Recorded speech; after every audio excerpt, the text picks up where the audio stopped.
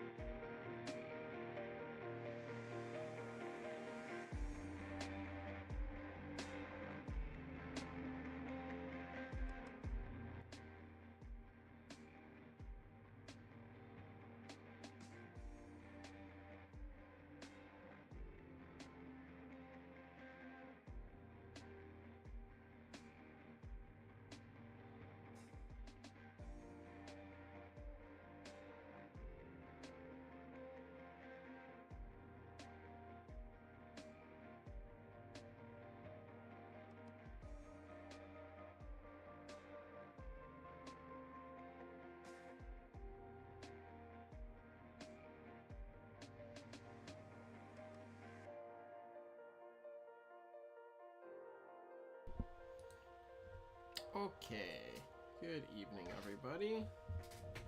Oh, I didn't plan this out well. I should have gotten my paints ready first, but oh well. Good evening. Give me 1 second to grab my paints.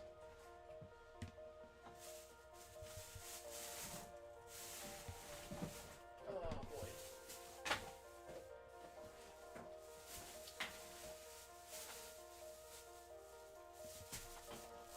Here we go.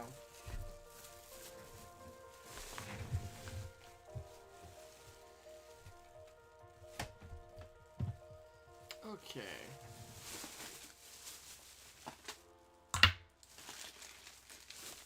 Get all this sorted out here.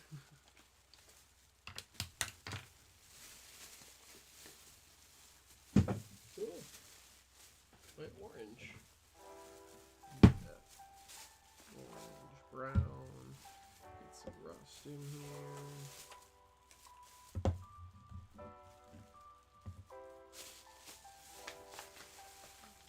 Oil paint.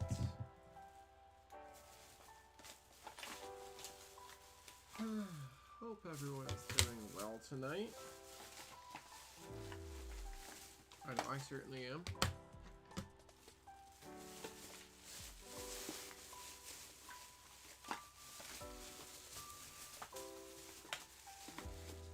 Let's see.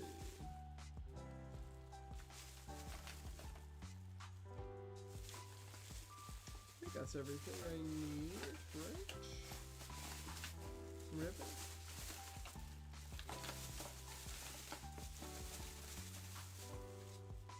Oh, there we go. Oh, now that's everything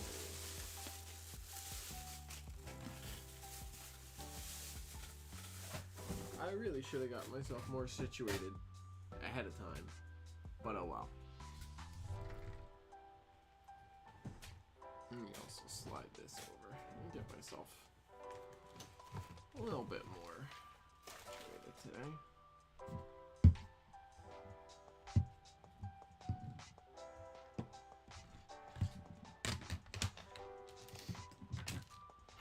Okay, that's decently situated.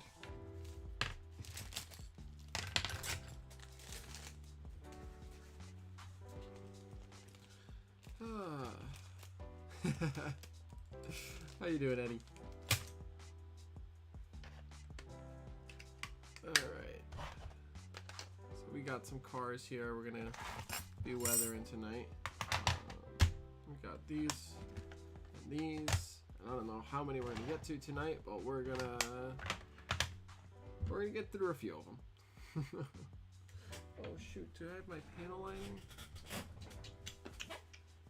I left the panel liner up at school. Yeah, of course, totally.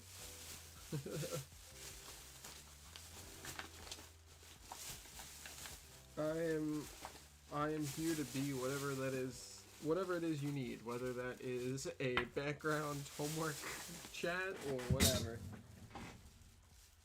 Okay, I don't have my panel liner with me, so I won't be doing the Conrail car tonight because I want that one to be pretty light.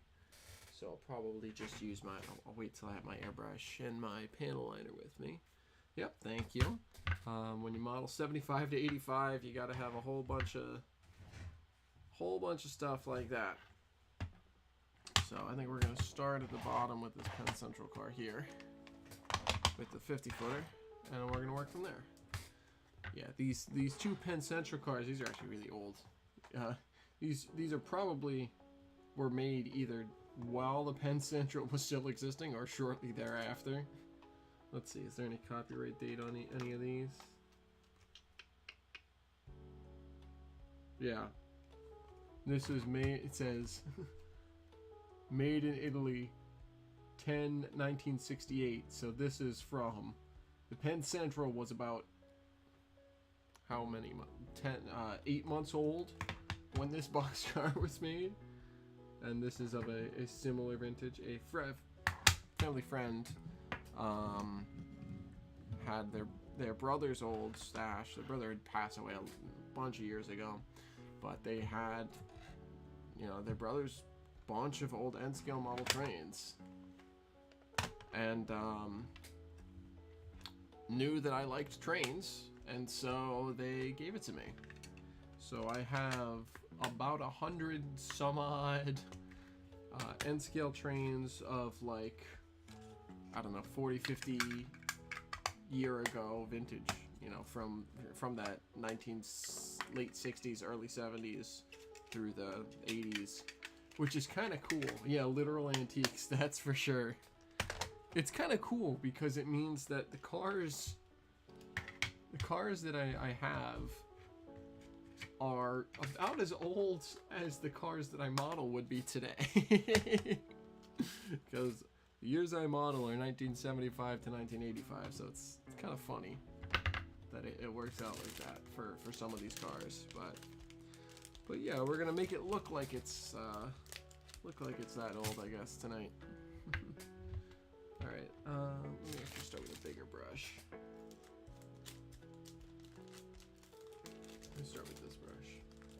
Yeah, it is. Nope, that's too soft of a brush. I need a stiffer brush.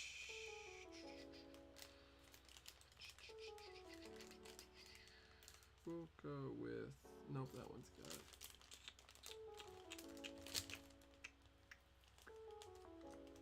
We'll go with this brush. Okay, so step one I'm gonna do is I'm gonna take some white oil paint here. We're just gonna get a little bit of the white oil paint on here. Let me get the light in a better position for the camera here. That's good. Put a little bit of white oil paint on my palette. Just a drip. Just a little blob of that. And then we're gonna go ahead and get going here. So step one is fading out the paint.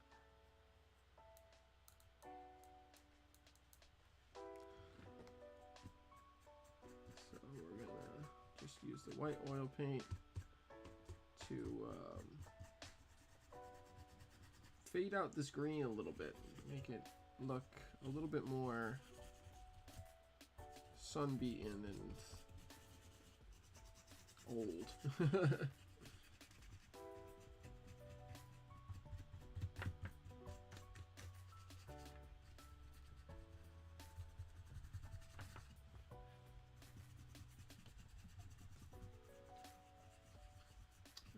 go.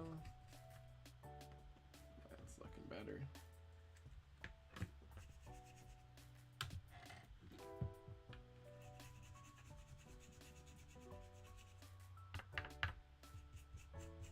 Much better. Oh, too much. Oh boy. I'm gonna need another brush here to pick some of that up. The nice thing about oil paints is they're really pliable for a while, so you can use, like I use this big sponge brush to kind of clean up some mistakes, and it's very nice and easy to do.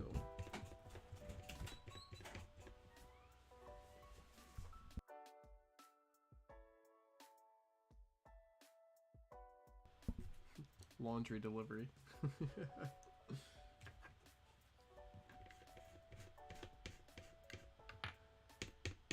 I need to get so much more paint off of this brush.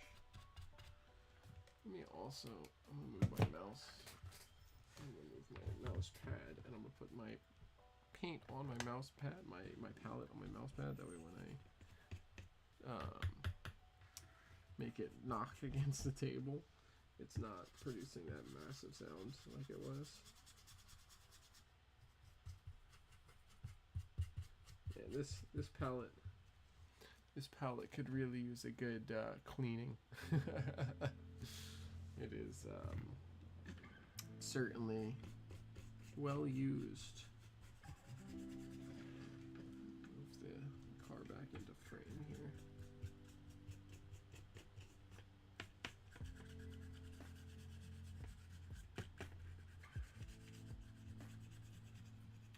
Go.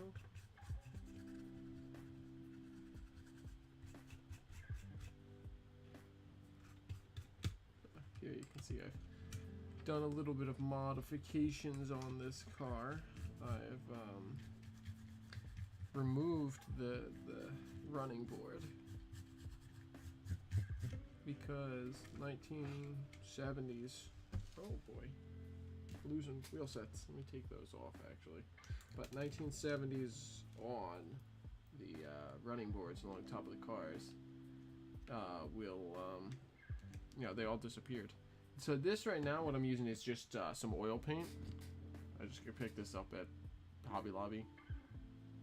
It's just titanium white oil paint, but it gives a similar effect to like a white pastel, where it just kind of fades out the paint, giving it kind of a sun-bleached appearance a little bit.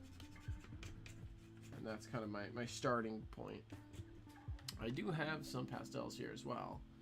I've got a couple Tamiya weathering powder sits, and then I have some pastel sticks that I sometimes use, and this is actually this little rust powder here I have is just a little bottle of powdered pastel sticks.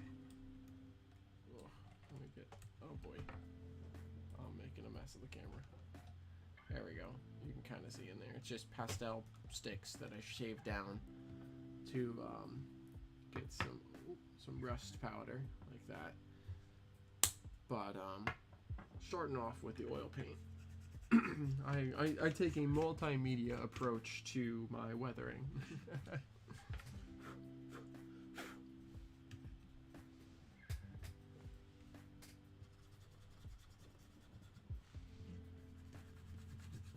But yeah, you can see I've shaved off the not the holes, the mountings for where the running boards would have been, which is actually still in the box here. So you can see, model came with that running board on there, but I shaved off the points where it held that on. So now it's just the holes. And eventually I'll go back in and fill those with some modeling putty, and I'll have to do touch-ups on the weathering. But that's okay.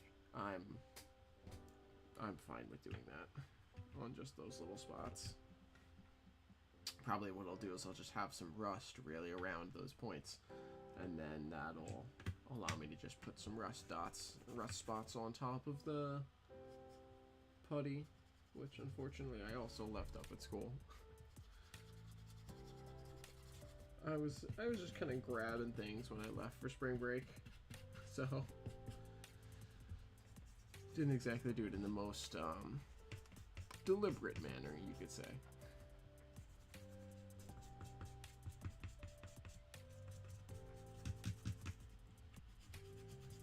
But yeah, you can see the white oil pastel really isn't able to just kind of spread very nicely and evenly across the whole surface.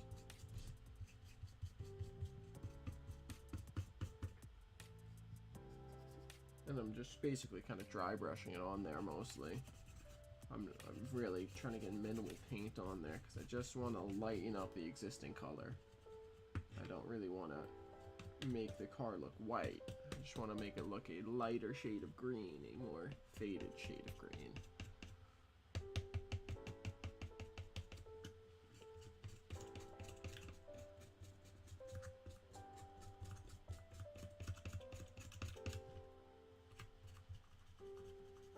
The hard part is getting into all the little cracks of the door panels and all of that.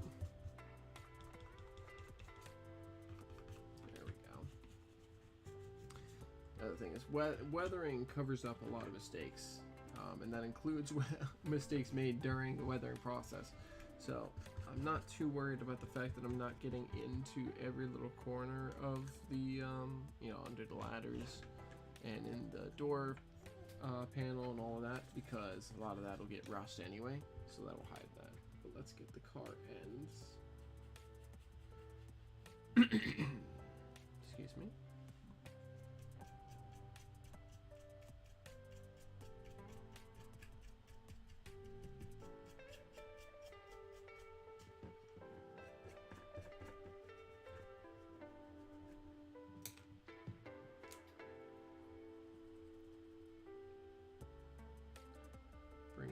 Fine point brush just a little bit to kind of get into some of the cracks on the car ends.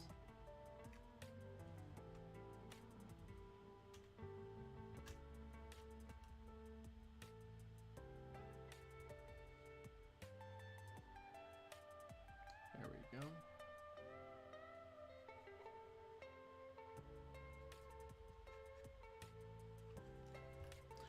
And same thing on the far side.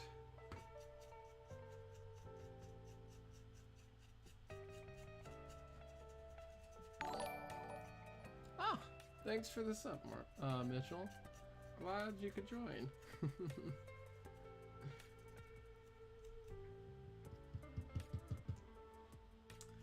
I really appreciate that.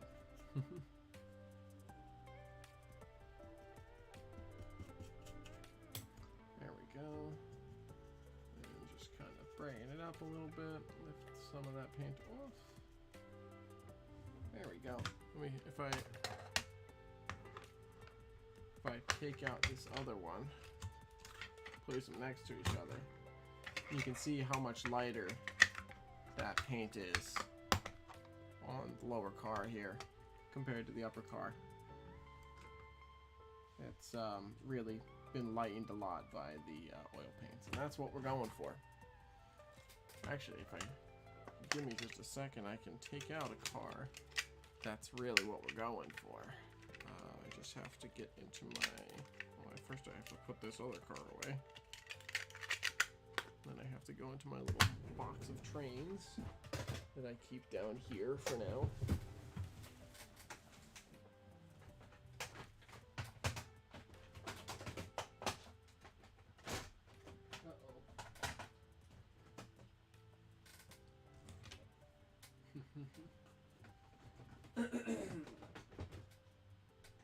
Where did it go?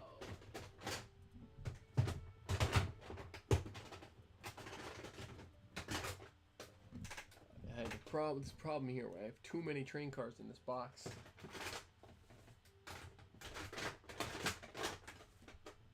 So I can't find the one I'm looking for.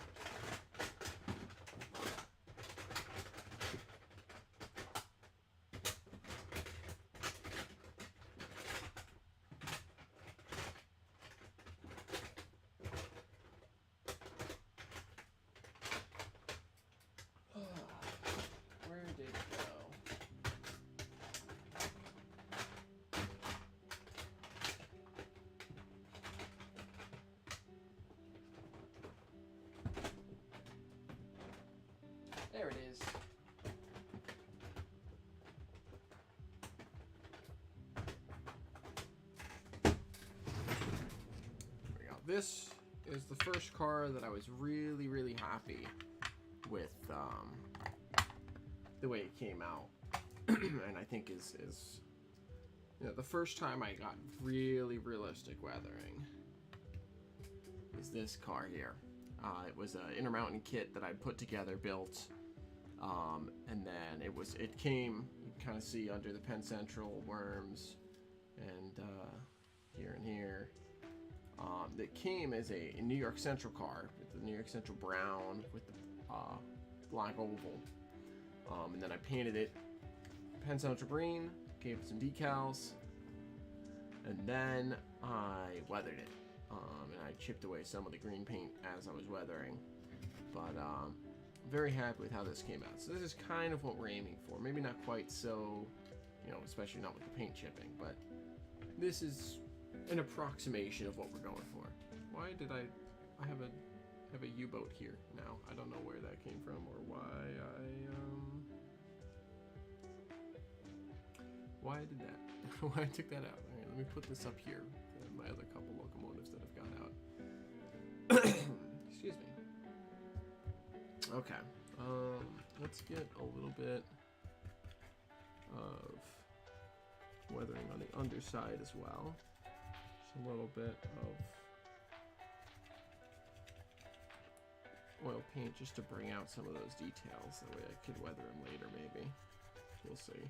Usually I don't do a ton to the underbody, but it's nice to just bring out a little bit of that detail every now and again.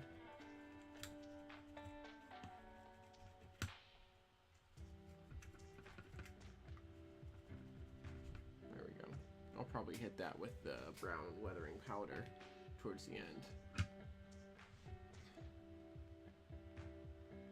Yeah, so for the trucks, usually what I do, so this one is actually, I'm not super happy with the trucks on this one. They're decent, but usually what I do is I hit the springs, which are right in here. No problem. But usually I hit the springs of the trucks, which are right in here, whether it's a leaf spring or like regular springs. But I hit the suspension there, and then I try to hit around the journal boxes, because those, from what I've seen, sometimes get some rust on them. And then a couple random spots of rust around, and then the whole thing, especially if it's a black truck, it gets the same treatment as the car body to lighten it up, because I've never seen a weathered rail, like a real weathered rail car that has just plain black trucks. So it gets a little bit of lightening. And then on the wheel sets themselves, sometimes, usually I won't do this if it's plastic wheel sets, but if I take out another car here, so this one, not this one, it's the other one. Where'd the other one go? If I take out this, yeah, of course, it's good to, you know, I'm glad I could share these ideas with you, and that way, whenever you do get around to it. But yeah, so this car's a really good example of some decent trucks. So, you can see I hit the face of the wheel with I just have this model color from Vallejo. It's a light rust wash, and I just basically filled the wheels themselves, like the faces of the wheels, with the light rust wash. And then you can see I hit the very heads of the in this case roller bearings, and then I hit the springs, and then the rest of it just got a lightened coat of just a coat of lightening from, I think actually on this one I used my airbrush to do that, but that's kind of my process for that, and I think it comes out pretty good, so I'm fairly happy with it. This is a nice car, by the way. This is a Scale Trains covered hopper. Big covered hopper.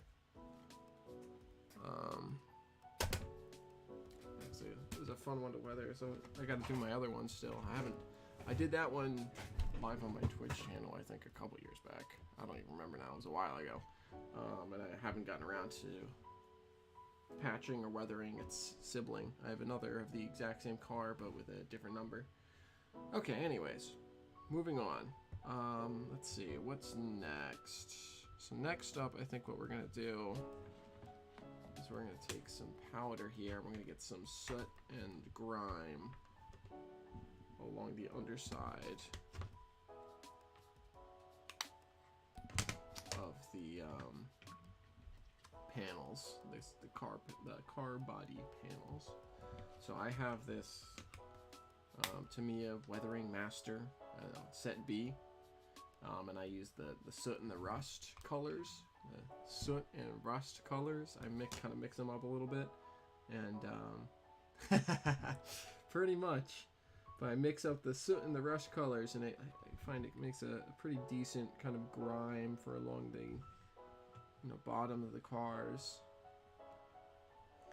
Yeah, that's the whole reason why I decided to model the era I model is purely for the weathering, if I'm being honest. It's a little bit because it's like, I with a fair amount of reasonable historic realism, I can say, oh well, the New Haven, if it did this and that, it could have lasted into this era or whatever. But also just because of the weathering. I just love to weather cars. I love to beat the crap out of them, and that's a real staple of the years between 75 and 85, especially like 70 to 80. But I liked some of the later locomotive. I like the some of the later stuff. So I just kind of arbitrarily picked those years to be my my kind of cutoffs. And it's always a little bit of modeler's license. Like technically the Dash 8s didn't come out until 1988, I think, 87 or 88. But I like the Dash 8s. I think they're cool. So I have a Dash 8 for my routes. And I'm gonna get another one probably gonna get another one pretty soon. Yeah, there's my Dash 8. Custom painted, very nice, very happy with it. Did lots of little decal work on there. This is a fun project. But I like the, I think they're nice. And I like that I run my Dash 7s, which there's my Dash 7. I like run my Dash 7 and my Dash 8 together. It's like a little, evolution. So just a little bit of finagling. Glad you agree, Eddie.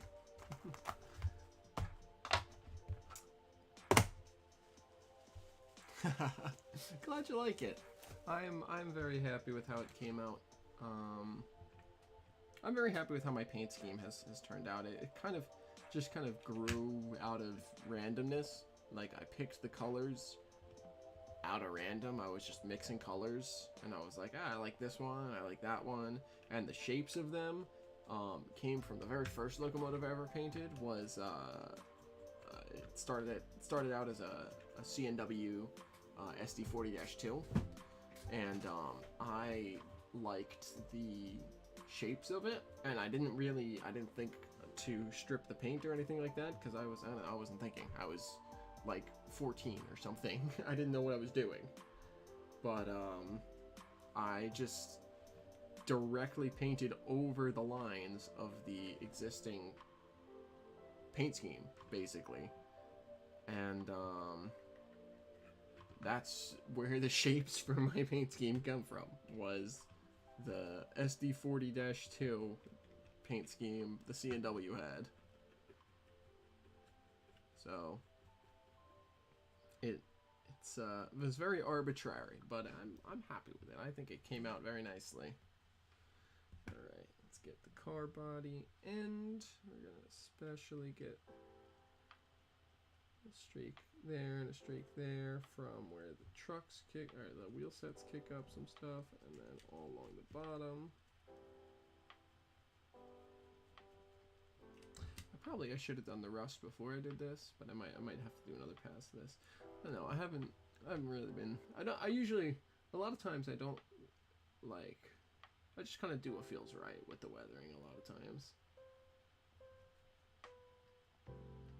Like, I have a general process that I follow, but then outside of that, it's just, this seems correct.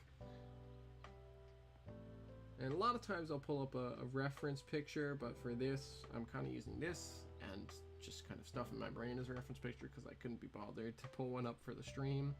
Because if I had one, then I would want to show it on stream, and it's just like, I don't feel like setting that up tonight. So, that's kind of where things are at. I just kind of wanted to jump right into it. Oh, what happened there?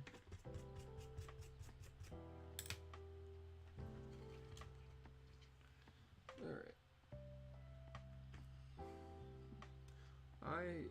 In my time, I've played with a lot of different weathering techniques. Everything from just paints to just pastel powders to just weathering powders to just using an airbrush, just using a hand brush, and I don't know, I've just kind of found that using it all together is what works best. So that's kind of where I've settled myself.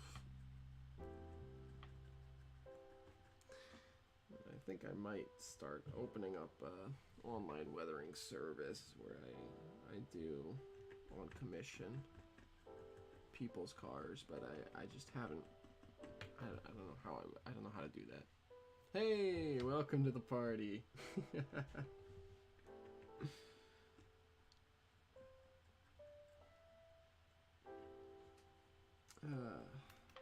I'm starting off my night here with this 40-foot Penn Central car, which as I discovered on the box here, is about as old as the Penn Central itself. This car says made in Italy 1968. So it is certainly of a fine vintage.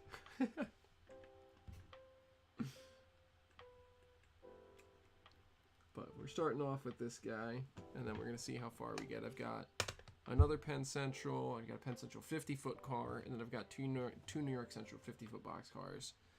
All kind of lined up here, ready to go. So we're going to see how long things go tonight and how far we get.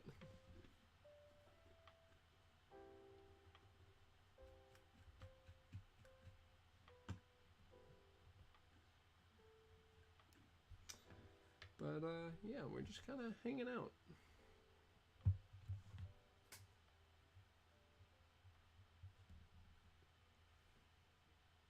So right now I'm just doing some grime and dirt and soot. And I'm just using this Tamiya Weathering Master weathering powders kit to get that going. And then I'm going to move on to rust. Rust is takes up a lot of the time when I'm doing my weathering. Really just kind of get it in there, but that's acceptable, I'd say. I think that's pretty good. I'll probably do another pass of that, but that's what this was. Probably do another pass of that after the rust, just to make sure that's the top layer, because that's what it should be.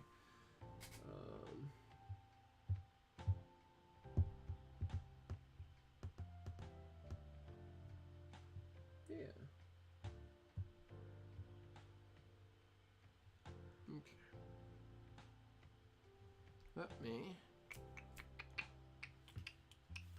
Okay.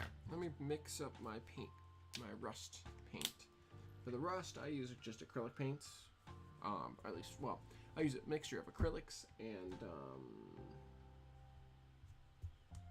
what's the other one? Oil paints. So for my light rust, I use for basically all my paints, I use just Apple Barrel, which you can get at I don't know, cheap hobby stores or on Amazon or on whatever online. Cheap, just cheap acrylic paints, but they do the job well. But I use a mixture of browns and oranges to get a light rust kind of color going. And that's my starting point. And then on top of that, I do a layer of, sometimes a couple layers of, I have this Winsor & Newton oil paint, Van Dyke Brown. That's my kind of dark rust spot in the middle.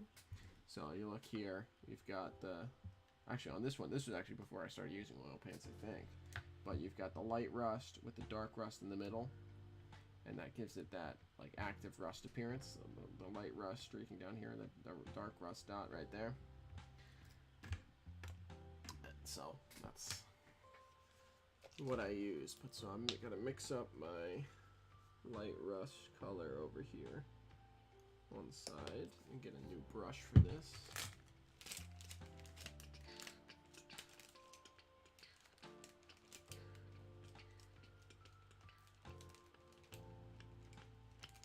Let's use this brush.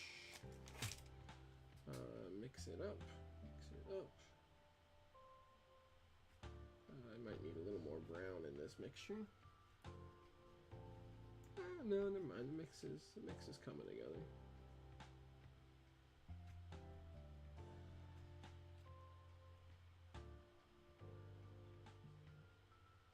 Let's see here now. Oh, actually, I thought I was going to need a little more brown, but it turns out I actually need a little bit more orange. It's kind of a thing where I just do it by sight. I kind of know how to do it by now. Just like I don't really know what ratios I use. I just can look at it and go, oh, that needs a little more of this, or oh, that needs a little more of that. It's just kind of, you know, after years and years of doing this, I am able to just kind of see what's going on.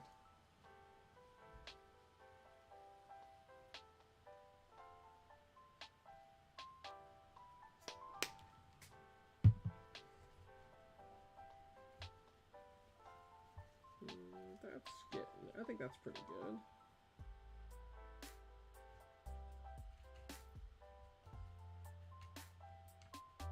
This is the color we've come up with. There we go. I think I might add just a dot more orange in there to make sure it's really not dirt, because that's the problem a lot of times you'll find. Rust can very easily turn into dirt color if you're not careful and you don't get the right mixture. It's annoying. But you also don't want it to be too orange though. If it's too brown, it looks like dirt. If it's too orange, it just looks weird. Doesn't look like rust. So it's this kind of balancing act. You gotta find, find the right, just the right balance of orange and brown to get it right. But we're gonna start on the roof with the rust. And I'm going to take one of my tiny little brushes. And we're going to pick up some paint. And I'm going to start by painting my thumb apparently. I just realized I don't have a paper towel here to wipe things. Well, that's not very smart of me.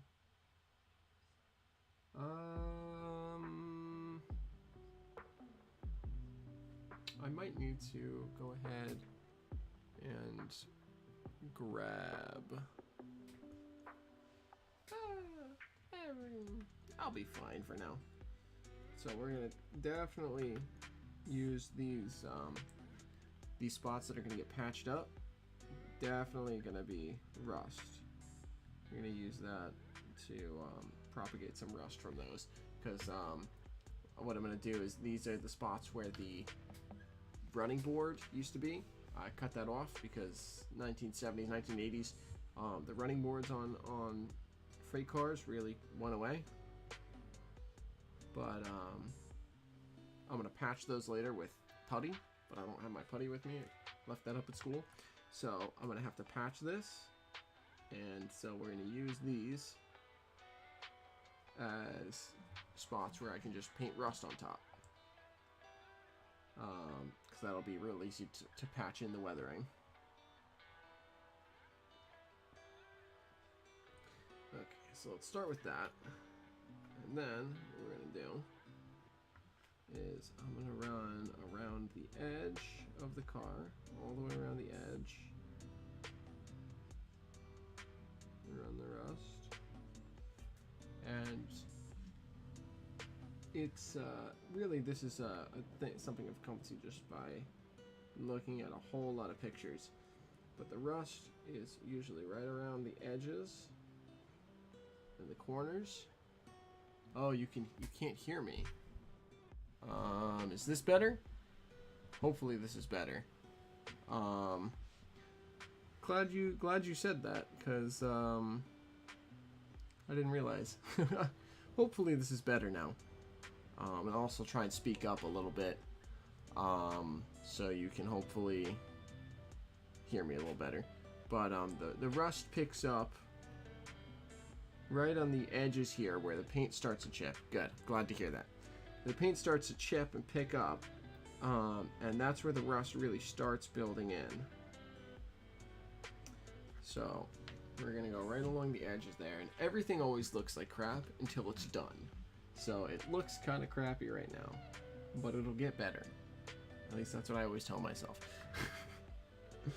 And usually it comes out just fine, so. But yeah, we go right along the corners and the edges. And just kind of paint that rust in there. Yeah, I guess my microphone gain was just a little bit too low. It must have gotten bumped. It's hard because I can't really hear what you guys hear, unfortunately. I just hear my music basically, and I hear my voice fed back to me, but I hear that through the microphone has a built-in audio system, so I hear myself, but I don't hear myself at the same volume as you guys hear me, so it's hard to tell what I sound like sometimes. So I'm glad we were able to work that out, and you're able to hear me better now. But yeah, we're just kind of working my way along these edges here. Starting to put some rust in there. Some of this light rust. And this corner can be a larger patch. That's a smaller patch there. And build some rust in around that. Let's see over here. Oh, I'm getting out of frame. There we go.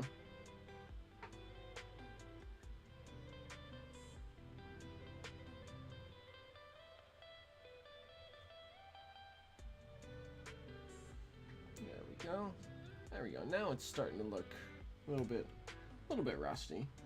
It'll look immediately way better as soon as I add in the second layer. As soon as I start to add in the darker color, it suddenly looks like rust. But we gotta start with this. So we're gonna go down along these ribs and in these troughs. Generally what it is the lighter color. The lighter color is the kind of rust that's already chipped off and is flowing down the side, you know, getting dragged down by water and so on. And then the darker rust is the actively rusting away bit of metal.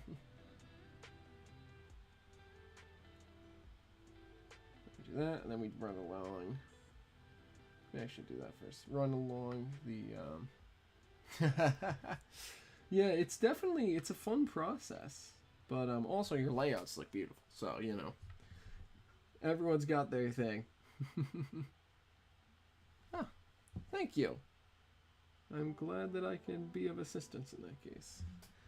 but we get the rust running along the peak of the car here.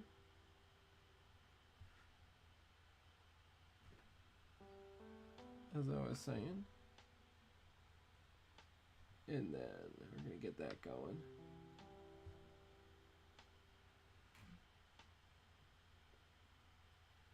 There we go.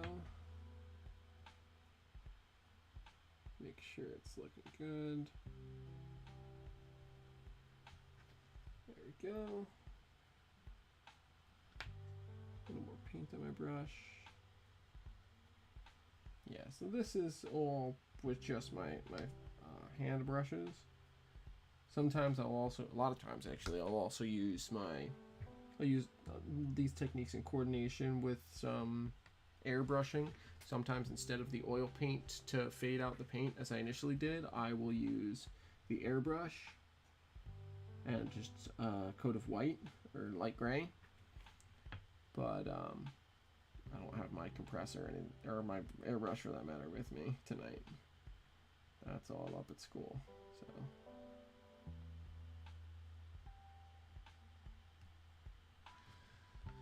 there we go. And then we're going to keep on coming down these ridges.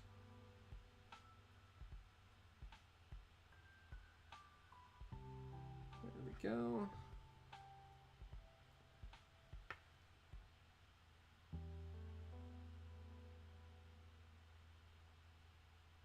It's just kind of a slow process, but it's a process that I personally love.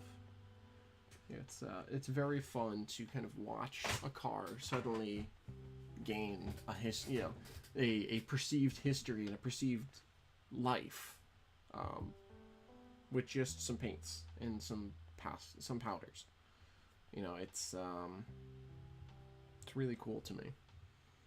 I love the history and the kind of storytelling aspects of model railroading.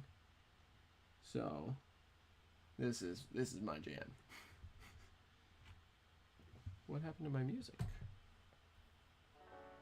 Oh, it was just changing songs. That's all.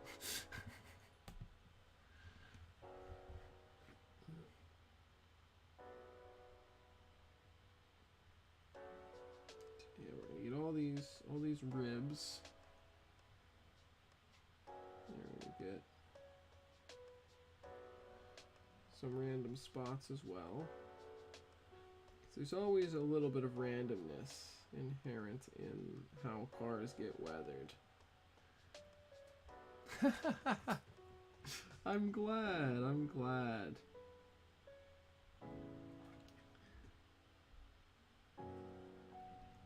If I can be a little bit of an inspiration, then that makes me happy.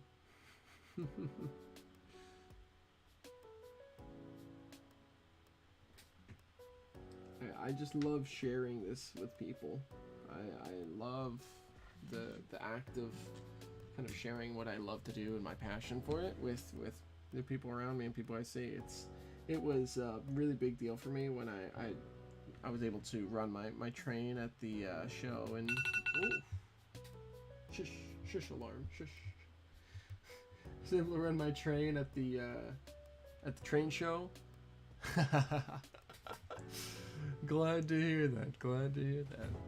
But I was able to run my train at the train show in Springfield this year, and just kind of walking around alongside my train as it was running on the Northeast T-track layout, and hearing people notice the weathering on it and point it out and just talk about, oh, that train looks really real, was like a really awesome moment for me, because it's like, you've kind of, it's very validating in a way, and it's kind of similar here, where people, if I inspire people, then that means that I'm doing a good enough job to be an inspiration, and that's nice. So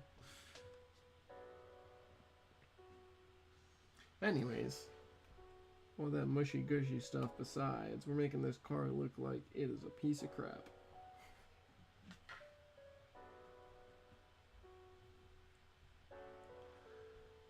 There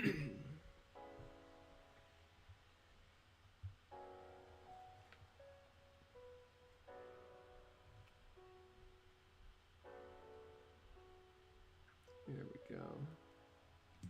Rust, rust, rust. So we're going to start with that.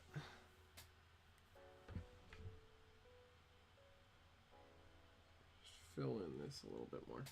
We're going to start with this, and then what we're going to do is move on to the oil paint, and then we will move from there and see how things go. So I'm going to put the oil paint, I don't know, right here on my palette. Sure. Oh, that was a little much.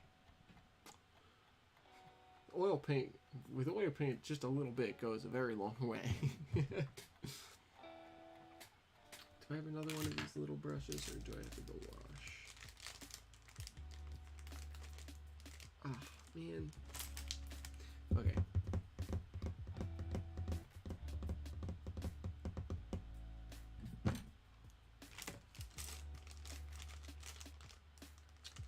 Where's that? There we go. This is not quite as thin. I might actually. I probably should just go. Alright, I'm gonna run and get a piece of paper towel and a little cup of water so I can rinse off my brushes. I'm a little bit discombobulated tonight. I just kind of got home and I was like, I just want to hop online and get some weathering done. So I'm gonna run and grab that real quick. I'll be back in just like 2 minutes. No, not even 2 minutes. I'll be back in 60 seconds.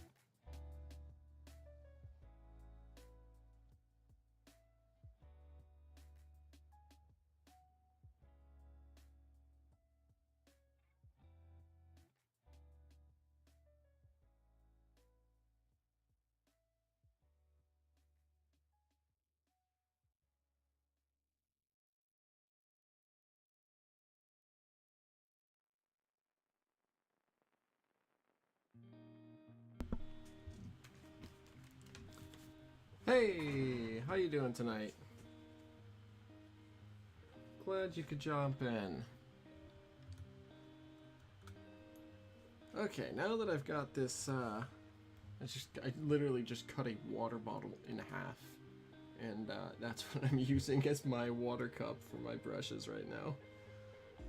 Because I couldn't find any little disposable paper cups or anything. Now that I've got this, I'll clean off this brush and we'll use this for my oil paint and we'll get some real rust. You're gonna see in about, like, as soon as I start putting down the dark color on top of this lighter rust color, it's gonna all of a sudden look like rust. It's crazy. Okay, with this thin little brush, let me also rinse off this brush before it gets all hard, actually. So that would be a... It's really annoying when it's really annoying to clean off brushes that have been that have dried on paint. It's really frustrating. So I always try and clean that up as soon as I can. But now that we've got that done, let me take some of this oil paint up onto my little brush. And then we're gonna go right along this center line is where we're going to start.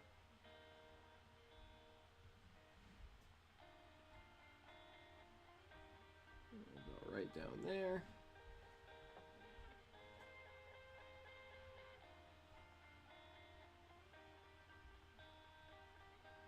Get the rust right into that corner there, little pocket.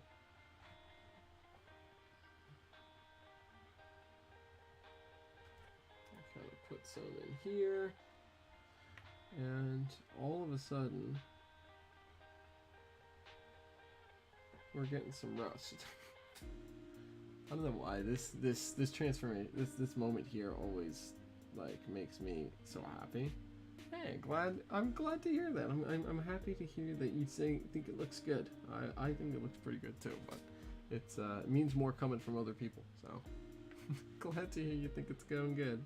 Appreciate that.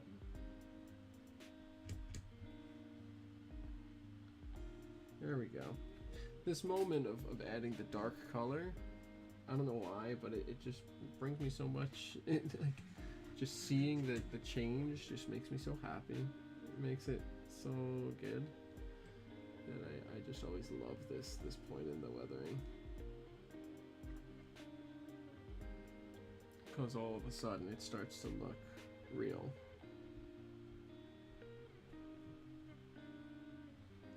Like,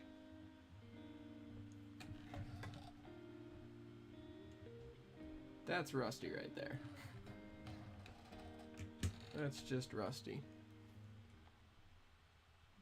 So, I don't know. This part brings me so much joy.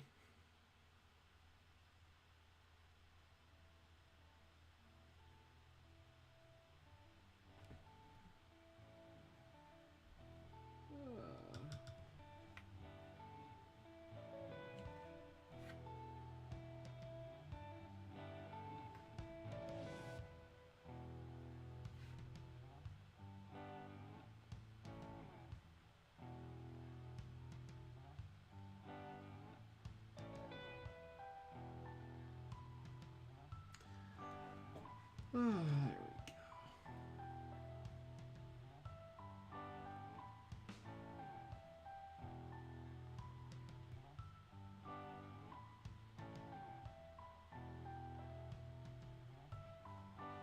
The other nice thing about oil paint is that it pulls very easily. Acrylic paints dry a lot faster, so it's a lot harder to pull them, but with the oil paint, I want to pull this down like that. It pulls real nice and easy, which is very nice when you're kind of working. So I might just do a little bit of this, and then take my other brush here and do a little bit of the lighter rust kind of on top. You know, something like that.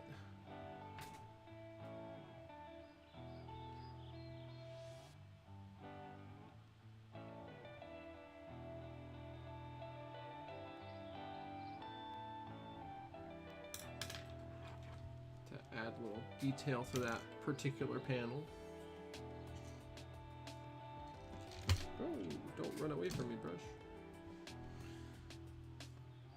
This part always takes a little bit of patience and a little bit of time to at least in N scale it does. In HO scale it takes a little bit less of precision because everything's a little bigger. But in N scale, this is one of the most kind of precise parts of the job. It's getting it kind of just along the ridge line here.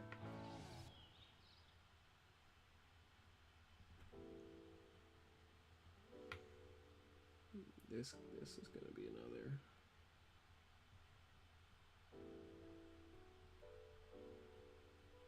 Pull down here. Yeah. Now we're getting somewhere.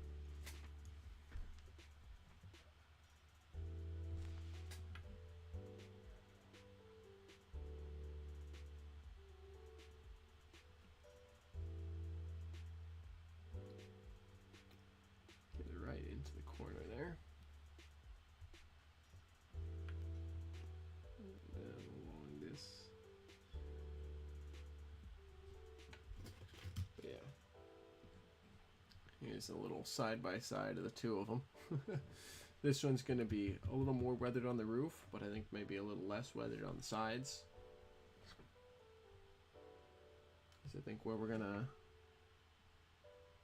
wind up kind of sitting, as far as how heavy the weathering is.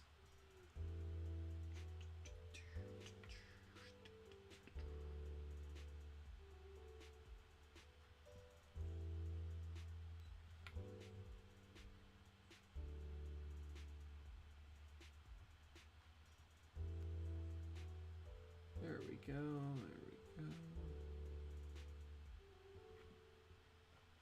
Okay. We get down the side of the car here as well. Not really down the side, but along this edge here, along this corner.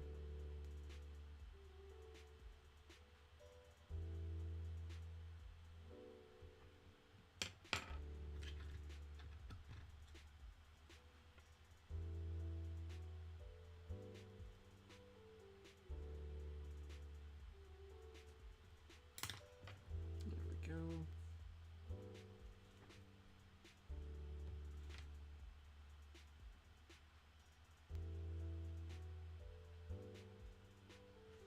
There we go.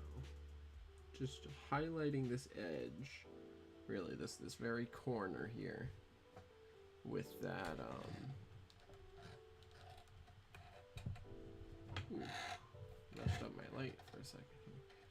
Just really kind of trying to highlight this edge, this corner here, with that oil paint. And if I get a little bit down on the sides, I'm not too worried about it, because that'll just be where my rust streaks down the side of the car start.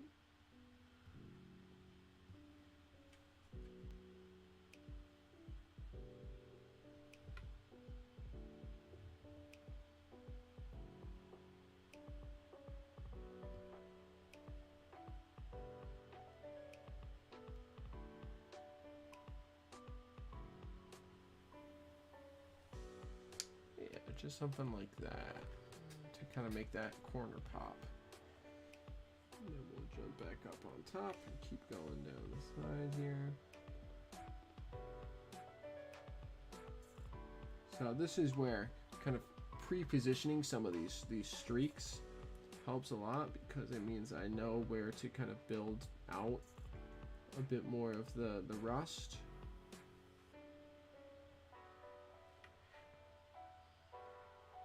You know, the dark rust here, I built it out around that, which you know, I just kind of knew already I was going to do that there, but because I did the lighter rust kind of further out,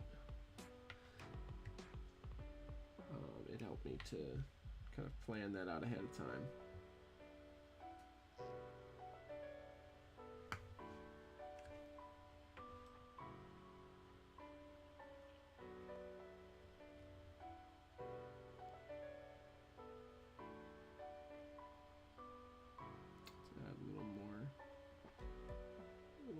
Brush and a little more down these ribs on the roof.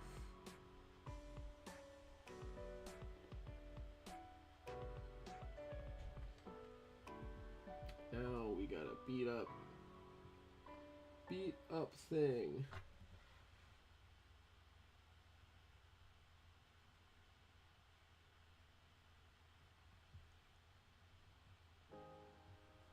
There we go. Right down the center line again. And it's okay if it's not everywhere. Sometimes we get a spot that doesn't quite rust all the way.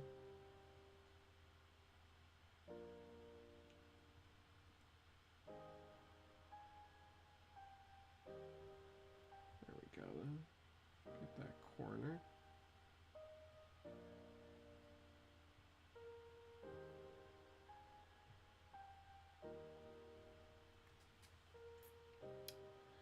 Pull this back around and get these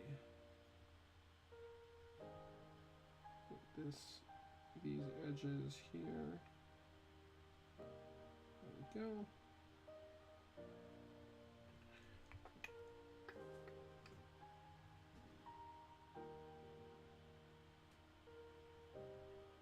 It's really just a labor of patience and trust in the process. That's what it comes down to.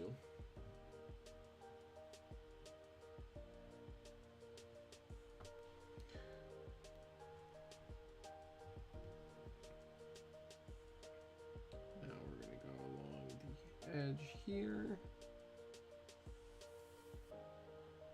Get this corner, and then we're going to get all of this.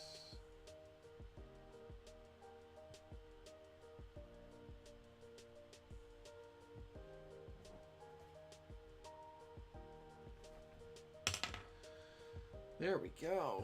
Now we're getting somewhere. Do a little more down here with the light color. Oh, I'm getting out of frame again.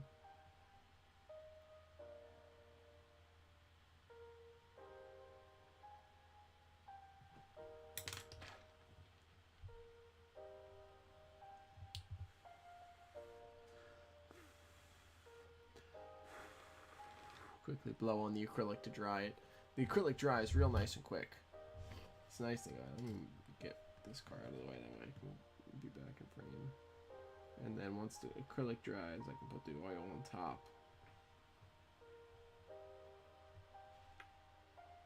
Really make it pop. The other good thing about the oil is it adds a lot of texture, which as long as you're careful about it and don't make the texture out of scale, it adds a lot more kind of life to the weathering.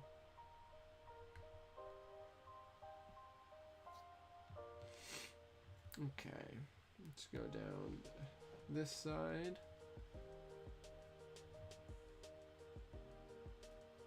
A little too much, a little bit too much on my brush. Gotta clean that up.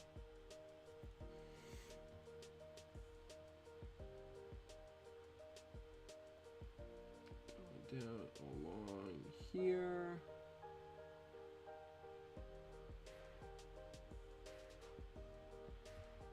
Pull this dark rust along this, especially along the sill here above the door.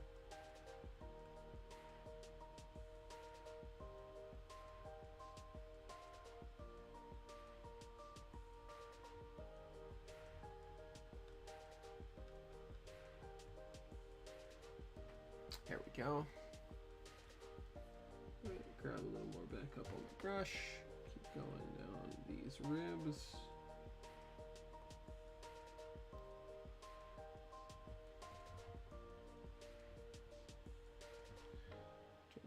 That rib, that rib, that rib. And we also pick up some on my tips of my bristles and just kind of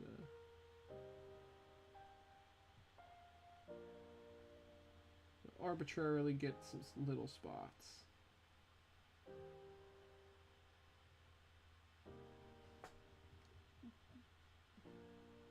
Some people do this with a bit of a sponge or something.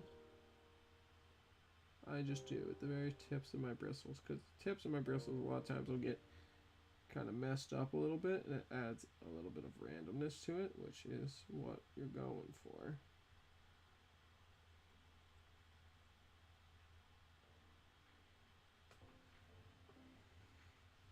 There we go. And I'm just going to kind of pull things down the sides a little bit. There we go.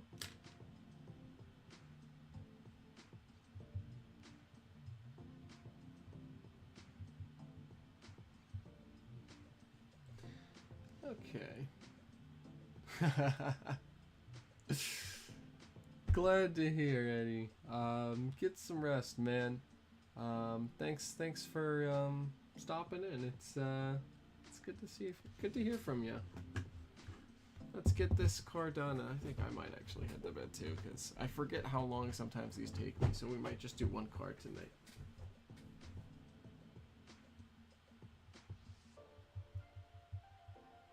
But let's get this guy done at the very least. So now that this top is quote unquote done, what I'm gonna do is I'm gonna take. Have a good night, Eddie. I'm gonna take this second Tamiya weathering kit though, and I'm gonna use this orange rust color. Where's the brush today? This was the one I used earlier, right? Yeah.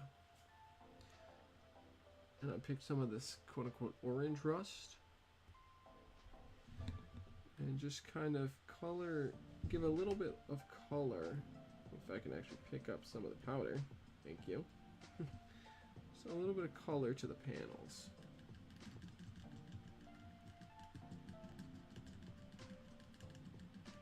To kind of make them a little bit less kind of clean.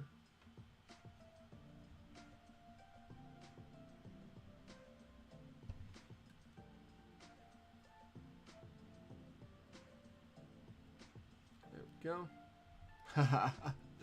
Sounds good, man. Thanks for stopping in as well. Have a good night. And then I'm gonna do the same thing I just did with the weathering powder stuff, and I'm gonna use my little rust powder that I've made for myself out of shaving down some bits of artist pastel sticks. And I'm gonna do just the same thing. Especially kind of in between the panels here.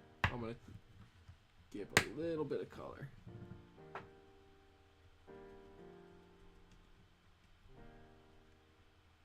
Kind of in between all the rust patches to make it a little bit more beaten up. There we go. You can see the difference here. This side I've really done the powder, this side I haven't, so this is looking a lot better than this.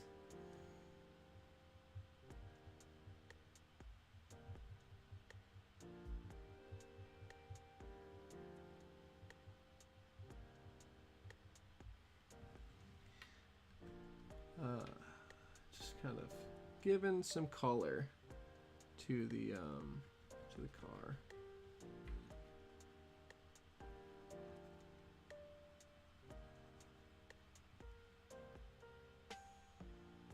Especially, like I said, in between these panels. So dull it up a little bit. There we go. Now we're good. Alright, so now that the top is done, basically, we move on to the side. The side doesn't take nearly as long as the top, thankfully. But it's a lot of the same processes as the top. It's pretty much, you just do the same things. So I'm gonna take my light rust color, and I'm gonna go, let me get a little less on my brush. Kind of bring my brush to a point. But I'm gonna go right, especially right here. So I'm gonna go right where the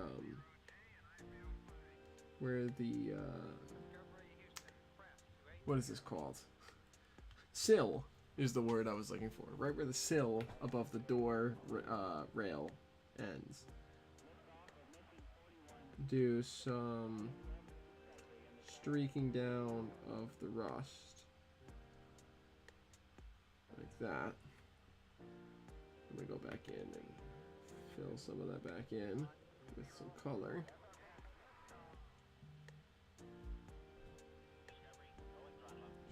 Fill it in. There we go. I'm going to do the same thing on the far side here, right at the edge of the rail, which is right here.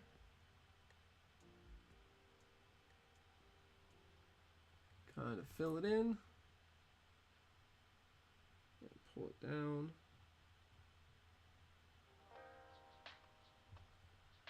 To an arbitrary point. Might be a little too much.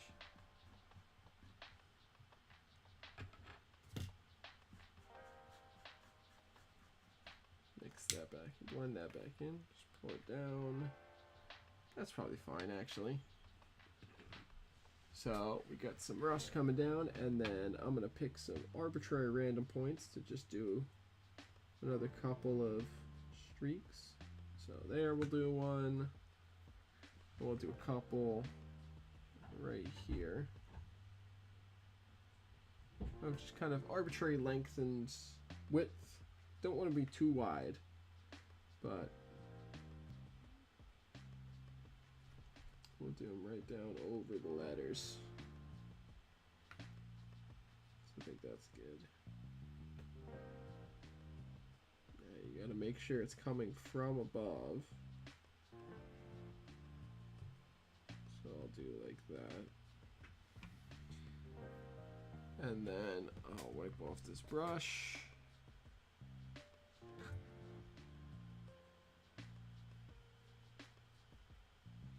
And I'm going to take some of this Vallejo light rust wash, and I'll go down those same lines with the light rust wash. So let me just drip a little bit of this in one of my open palette slots.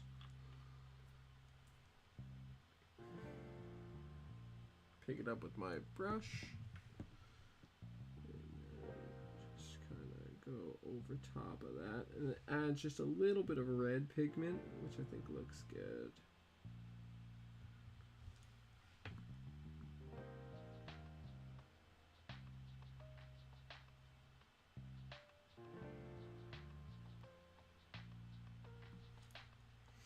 There we go. Pick up a little more. Here.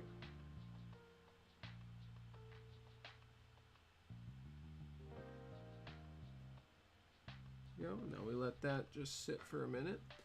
While that is sitting, I'm going to pick up some more light orange rust, and I'm going to do kind of along the bottom of the car some right kind of along the corners. This very bottom edge. Hit some rust as things get kicked up from the wheels and the rail, you know, as bits of ballast get kicked up or whatever. It'll knock off some of the paint, and then that'll give it a little bit of rust. It'll give the rust a little bit of a spot to start. That's the words I was trying to say. And then I'm going to do a couple more spots along the corners of the car.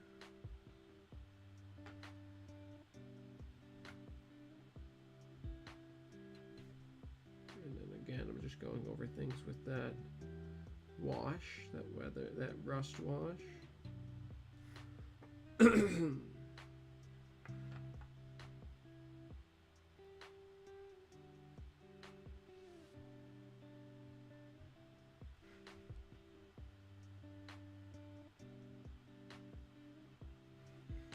And then I'm going to go right in these, right where these grab irons are bolted onto the car or welded on. I actually don't know. Do that, and then a couple of spots along the rivet lines. And this is now mostly just with the wash, because it'll run very nicely down the rivet lines.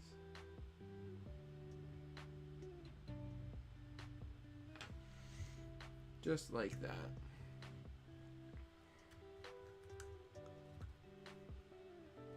Alright, wash off my brush. And now that I've given that a chance to, almost forgot the door. We have to do some work on the door too. Around on the bottom door rail, and then in kind of all the corners of the car door. And along all the edges.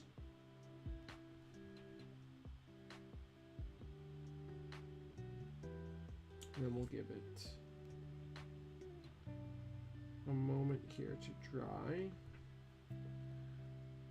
I'm just gonna hit it again with this wash. This wash does a lot of work. It's great. You just kind of pull this wash along. And that looks good, I think.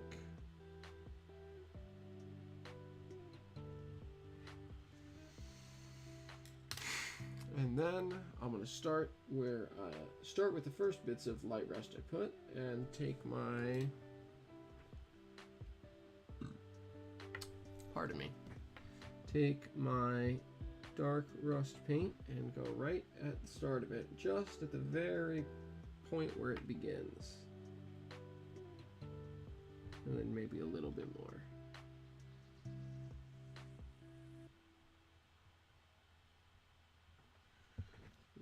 Clean up the bristles of this brush a little bit and straighten them out.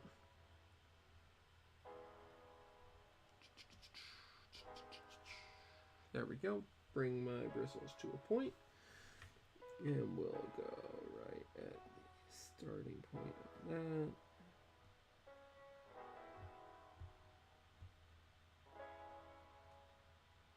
And right at the starting point of that. And right at the starting point of that. And then I'm going to run along this rivet line as well. And then down along this rivet line, wherever I put that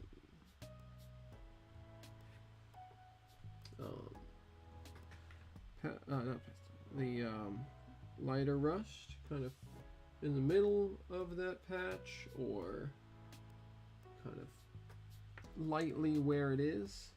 Just give a little bit of dark rust, so right at those points where the grabs are attached, I like to do a little bit. I like to pull this down a little bit sometimes. That's not too much. Let me push that back up.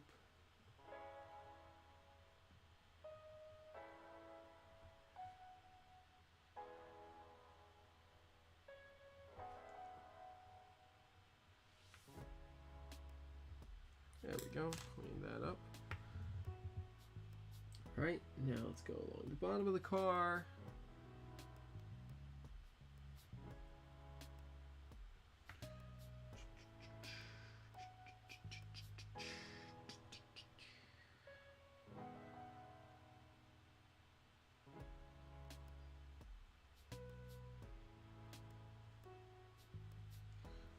Go. Hi, weathering is so weathering is the process basically. First of all, thanks for joining the stream. Good to see you. But weathering is the process basically of taking a train car, you know, a model train car that looks like this, you know, nice clean plastic train car, and turning it into something that looks like this, weathered, beaten down, you know, realistic. So weathering is the process that materials undergo when the weather, you know, the natural environment around them, whether that's the sun, rain, snow, sleet, etc., kind of wears down on the piece of equipment or whatever it is. And something that's weathered, therefore, has, you know, a lot of some rust on it, some dirt and grime, stuff like that. So the process of weathering a model is taking it from that nice clean plastic train car to something like this, where it's all kind of rusty and dirty and more realistic. I hope that answered the question well enough. I don't know.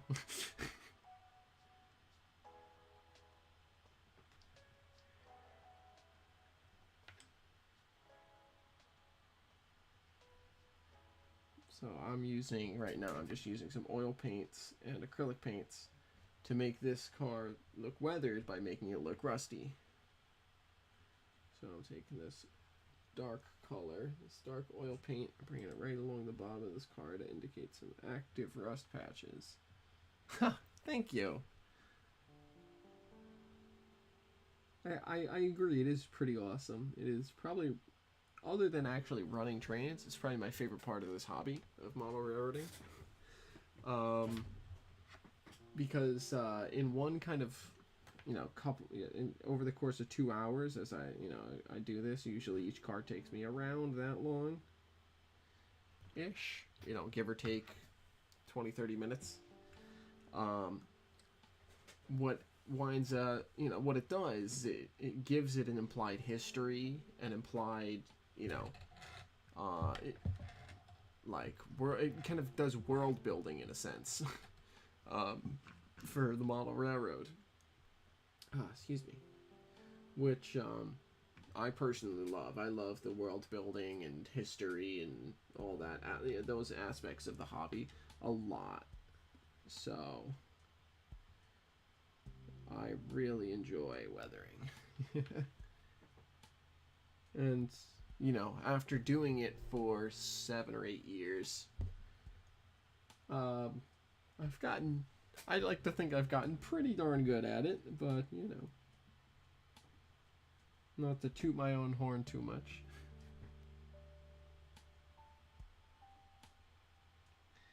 It's taken a lot of practice to get to get to this point, and it's also taken a lot of just looking at pictures of really rusty train cars to figure out where the rust builds up, where the grime builds up, where certain effects make sense to do.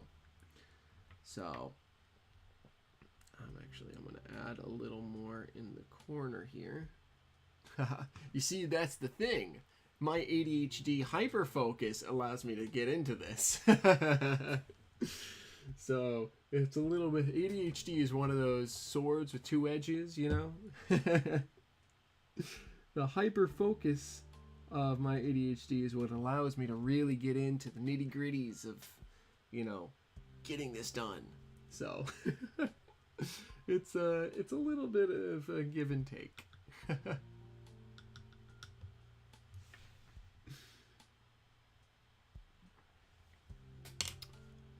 The other thing, though, is I have a touch of autism, which certainly helps me really get into it, because the trains are kind of my special interest just a little bit. But yeah, so it's a little bit of this, a little bit of that. I'm a little bit of a cocktail of ingredients that's gotten me to the point where I can sit here and make a 3-inch long model train car look rusty. That's kind of what's gotten me to this point in life.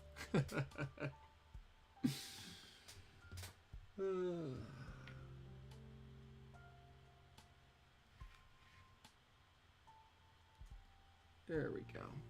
I'd say that side is probably pretty good. The only thing left for me to do is add a couple of random little rusted spots, little nicks and so on the car.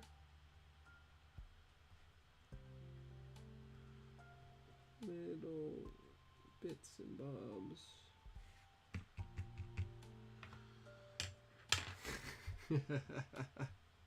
That's the motto of my life, basically, is I'll do me.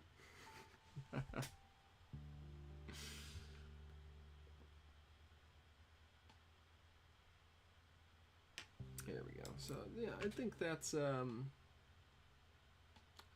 good for that side. So there's the roof. And all these holes I'm going to patch with some modeling putty when I get back to school next week. I am on spring break right now, and so I've left some of my stuff at school on accident. So I don't have everything with me, but I'm going to patch those up but those are from modifying the train car. So it used to have, let me go back to the clean one again here, this running board on top for brakemen to go and walk along the roof of the cars so they can turn the brake wheels, which is, if I can get it in frame, this little black guy right here. But starting in the 1970s, that was outlawed. It was, obviously very dangerous. That started to decline. So they started to just straight up remove them. But this train car came with that, so I cut it off, and those are the holes from where it was mounted on, so I just got to fill them up. Because I model the years 1975 to 1985-ish. Loosely.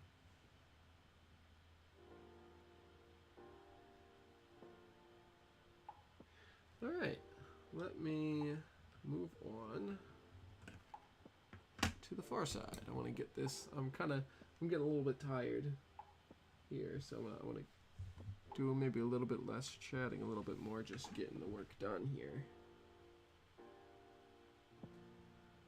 But I'll still keep an eye on chat here, but I may not be as talkative as I've been so far because I'm getting a little bit sleepy. A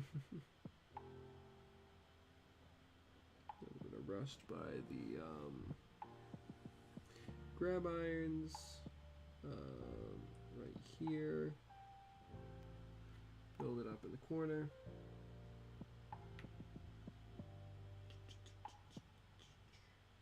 There we go.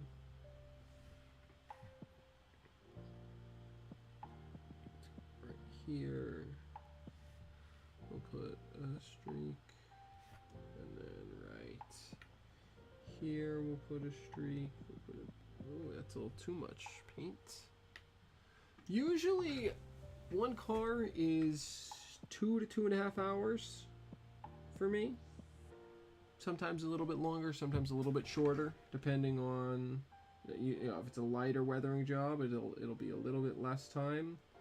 If it's a heavier job, it'll be a little bit more time. And obviously time scales with train scale. So end scale. HO scale takes me usually about 30-40 minutes longer than an end scale car. But that's, ballpark about how long each car takes for me. Is 2 to 2.5 hours. So we're sitting here at about 1 hour 30 so far on this car tonight. And I'd say it's pretty average speed.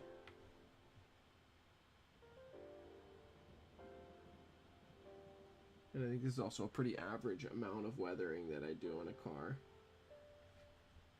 Because again, model the 70s and 80s, so I beat the crap out of everything.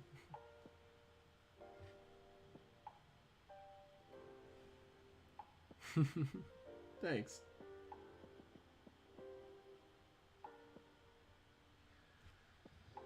Let's get this done here.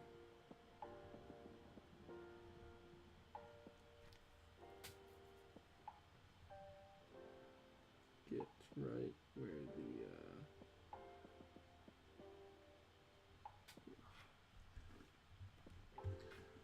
where the rust from that'll drip down. Oof. As I'm getting tired, my hands are starting to get a little shaky. Oh, that may also be my blood sugar. I should probably check that. I'm fine. My blood sugar's fine. So it's probably just that I'm getting a little tired. Which means I should probably wrap this up here.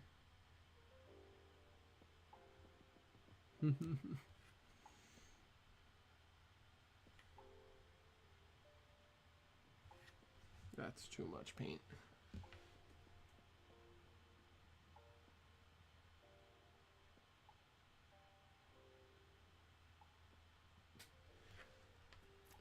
Yeah, I model 70s and 80s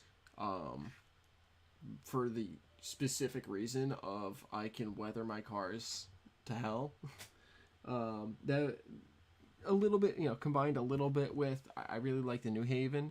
And New Haven went into Penn Central in 1969. But with my history, I've tweaked things just a little bit. So instead of the New Haven going into the Penn Central, the New Haven instead goes into my fictional railroad, the Belfort and Colucci Creek Southern, which I got a -7 right here. There's my BNCCS -7. So, it's modeling the 70s and 80s. It's okay for me to still have some New Haven stuff around if I say the New Haven went into my railroad instead and kind of was operated as, kind of like the SP model, ran the Cotton Belt as a subsidiary railroad. My railroad ran the New Haven as a subsidiary for, I think in my history, it was like 30 years until they officially merged it in. So I can still run some New Haven stuff, some some U-boats and some C420, C424s. But then I can also run a little bit more modern stuff. I like -7s, -8s, SD40-2s, GP40s, stuff like that. So it's 75 to 85 gives me, that little bit of, that bit of wiggle room that allows me to model some stuff from the New Haven Railroad, some stuff that's really heavily weathered, and the locomotives are like with the -7s, -8s, and SD40s and GP40s. So that's kind of how I landed on that little chunk of time. And I model the, basically what I do is I like to kind of, I've tweaked history a little bit in my railroad, but I modeled the New Haven's Maybrook line, which ran from Danbury, Connecticut. Well, officially it fully ran from New Haven, Connecticut all the way to Maybrook, New York, by way of the Poughkeepsie Railroad Bridge.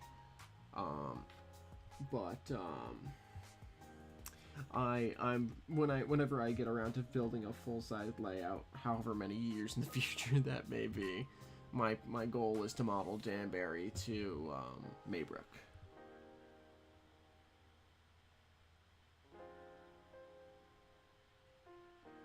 I'm from Hudson Valley of New York, so kind of Dutchess County area, here in the U.S. of A. So that's why, I grew up with the New Haven, the former Maybrook line. I would cross the former Maybrook line every day, every Sunday going to church, going to mass in town. I would cross an old crossing. The Maybrook line is basically completely abandoned now. Officially, it's still owned by Metro North Railroad, and the Housatonic Railroad has trackage rights to Beacon, but it's like the Metro North is officially owns it, so they can run trains to equipment transfers from their Hudson River lines to the lines in Connecticut and the Harlem line. But it's like they haven't done one of those in the better part of a decade now, and the tracks are all starting to wear, and it's effectively abandoned railroad at this point. But the rails are still there, so.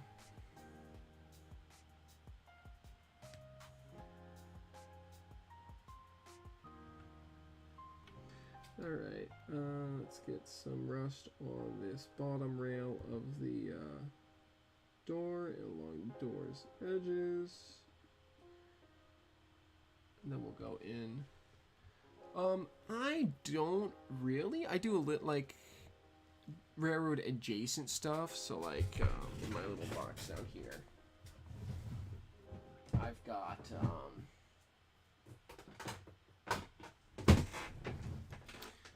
this little truck. This is a New York Central FlexiVan trailer. And this is all N scale, which is 1:160. So I have stuff like that, but I don't really do scale modeling outside of in relation to my trains. That's kind of my niche. I have friends that do. I got friends who do, you know, Warhammer stuff. Yeah, of course, not a problem. Being on spring break means that I get a little bit of give, but I'm glad you can hop in. It's a pleasure, you know, hanging out and talking to you. Will do. Have a great night. But yeah, so I got some friends, Wolfie, that do like Warhammer or do you know, model tanks or model ships. But for me, I just really like trains. And so I do some stuff adjacent to the railroads, but it's just the trains, and then the scenery that goes with them. So I'm working on eventually, I'm not working on currently. I eventually will be working on a railroad, model railroad that goes along with the trains. The trains run on, and I'll do all the scenery work around that, and you know, get that all scenic. But model wise, it's pretty much just the trains, because you know, that's what I like. I might do, I do a, well, that's actually not entirely true. I do a little bit into rockets. So I pull it back here. I do have some model rockets. So this is one that I built from SDs. And then I do, I'm studying architecture in school, so I do a lot of structure modeling for that, and then also for the trains. But vehicle-wise, it's just the trains and a little bit of the rockets. I'll get there eventually. If you want to see some examples of that, I do have on my channel. I have some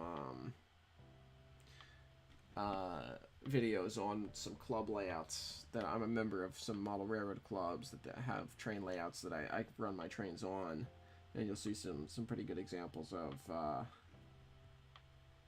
what the scenery might look like. But that's probably not going to be for a little while, you know, a number of years, seeing as I'm still finishing up school, and then I got to get a job, and I've got to get, you know, a place to live, and then I have to have a place big. I haven't have enough money to get to that point in my life where I'm able to afford to build a model railroad, and then I have to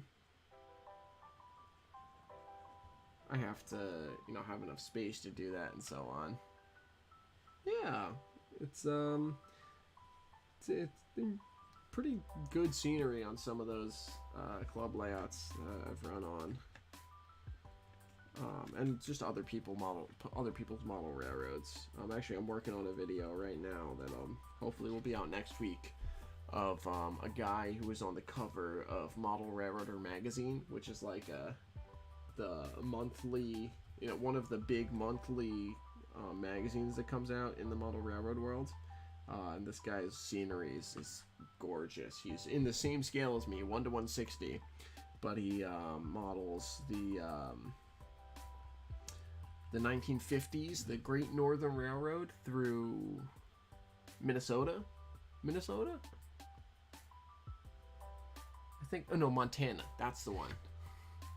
I knew it was one of those M states. But he models like Glacier National Park in the railroad that runs through there in the 1950s, and his scenery work is just gorgeous. Like, truly mind-blowing stuff.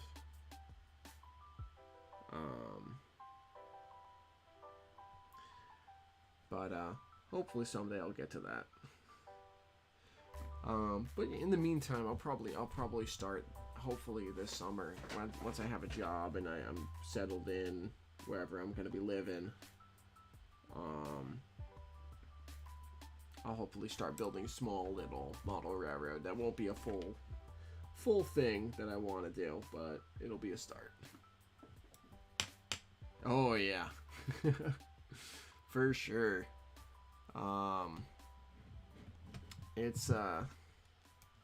It's pretty incredible what some of these people do. Let me find Let me see if I can pull up a picture on my phone that I can then show to the camera, which is one of the jankiest ways I've ever done this. But I think I have a picture of the magazine cover. Yeah, there we go. So this is all scale scenery. This picture here. It's like he scratch built this bridge and all the trees. I do only stream on YouTube 66. First of all, thanks for hopping in. But I used to stream on Twitch, but it just like I might still stream on Twitch like some other games and stuff, but most of my community that I do train stuff with is here on YouTube, so it made sense for me to stream here. So that's why I've kind of stuck to that recently. I might do some stuff like I might do some Kerbal Space Program is one of my favorite games to do, and that is something I might do on Twitch because that's a little bit outside of the model railroading world. Yeah, Wolfie, it's pretty incredible, right? That scenery work. Hopefully someday I'll be that good. I don't know. Right now I'm sticking to the rail cars themselves, and I'm getting pretty good. I've gotten pretty good at that. That part I've got down. But the scenery work is something that I haven't had a ton of practice in yet.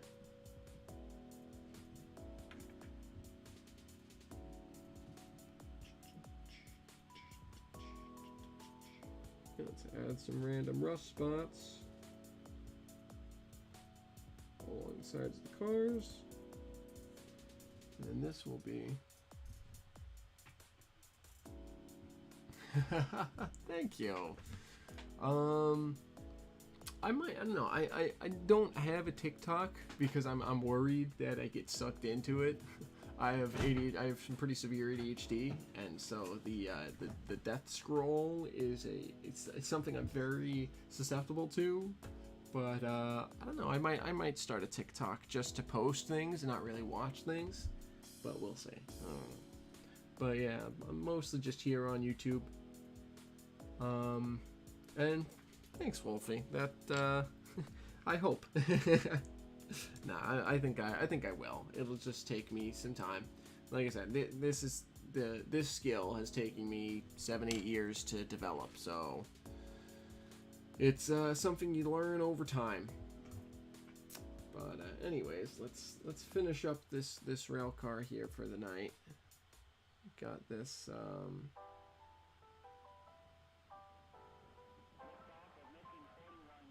We're gonna get the end of this car here, and then we'll get the trucks, which are what the wheels are on.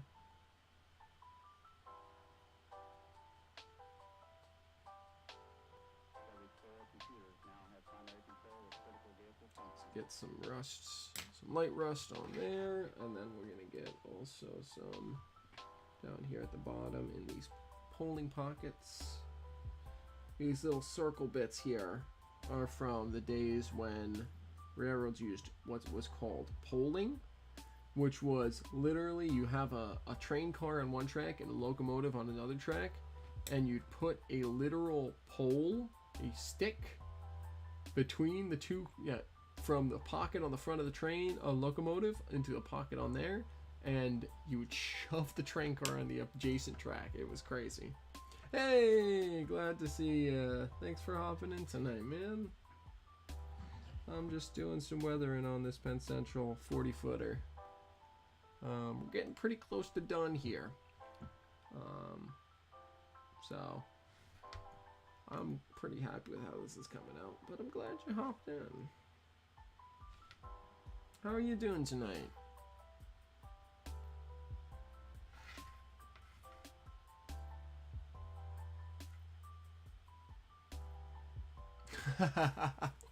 Thank you. That really means a lot to me. I appreciate that.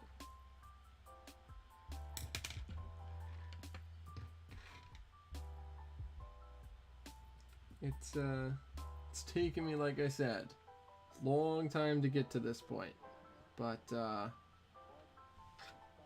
know, I think I've gotten pretty good over the years, and It means a lot to hear other people say that. So thanks for sharing that.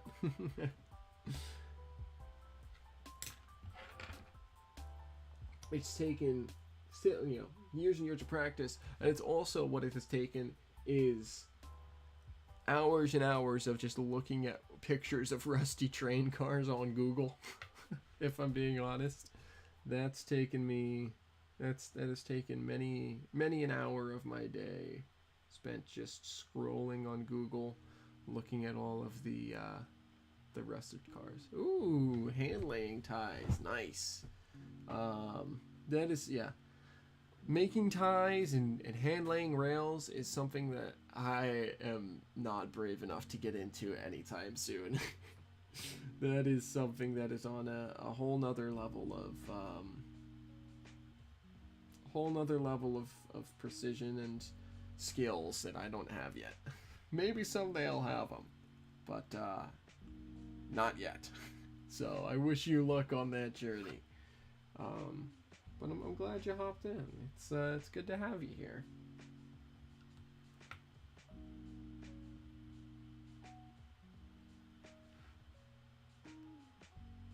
Let's get some rust down there, some rust in here.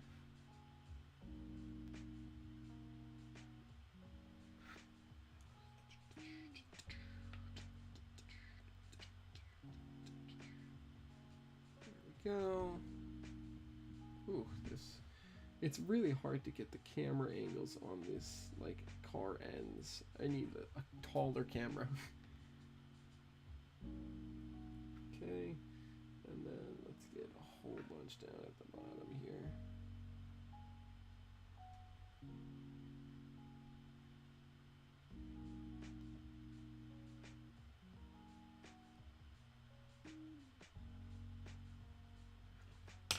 There we go. And then let's just kind of do a little bit of that, and then a little bit wiping it off. That's good enough. Alright, and that means to the last end, and then we got to do a little bit on the bottom, but that's fine. That's easy enough.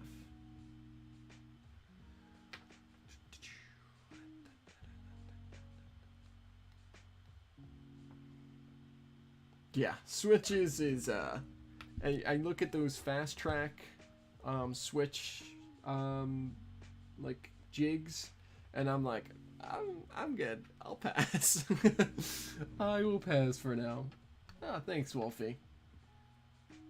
Yeah, I'd imagine the curves even a little bit scare me.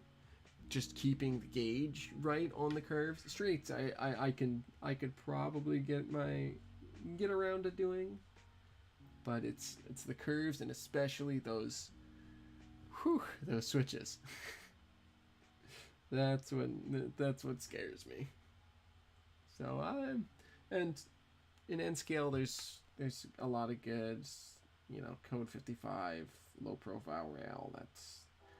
That's good enough for me, at least for now. I might have to do a little bit of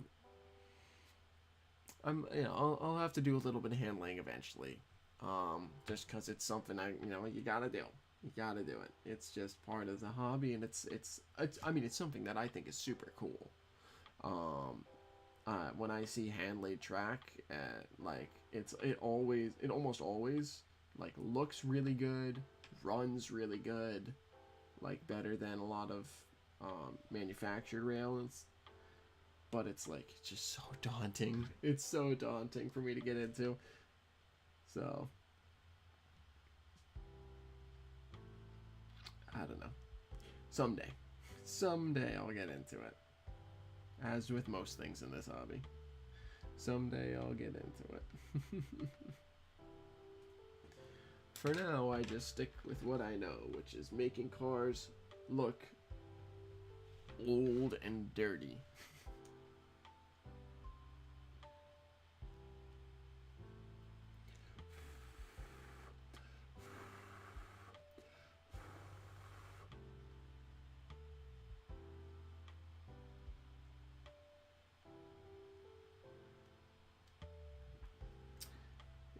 every car that I weather is another car I can add to my trains, and that was something that I enjoy.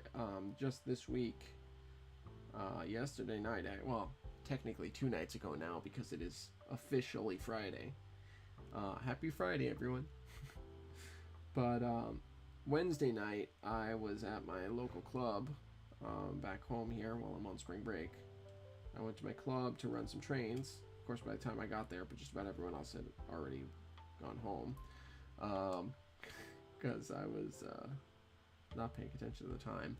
But what I did was I was able to run the longest train I've ever run because I finally am getting some DCC in some locomotives. And I was able to run a 33 car freight train, and in N scale, that is a long train. Yeah. Track gauges, lots of track gauges. Yeah, that would do it, I guess. That would do the job. Ooh, I like how these corners are coming out. I like that. Let me get some. Ooh, that's too much paint. Yeah, I'd imagine the track gauges would be absolutely vital.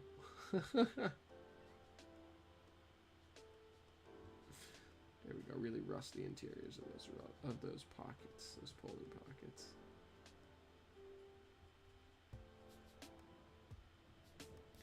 There we go.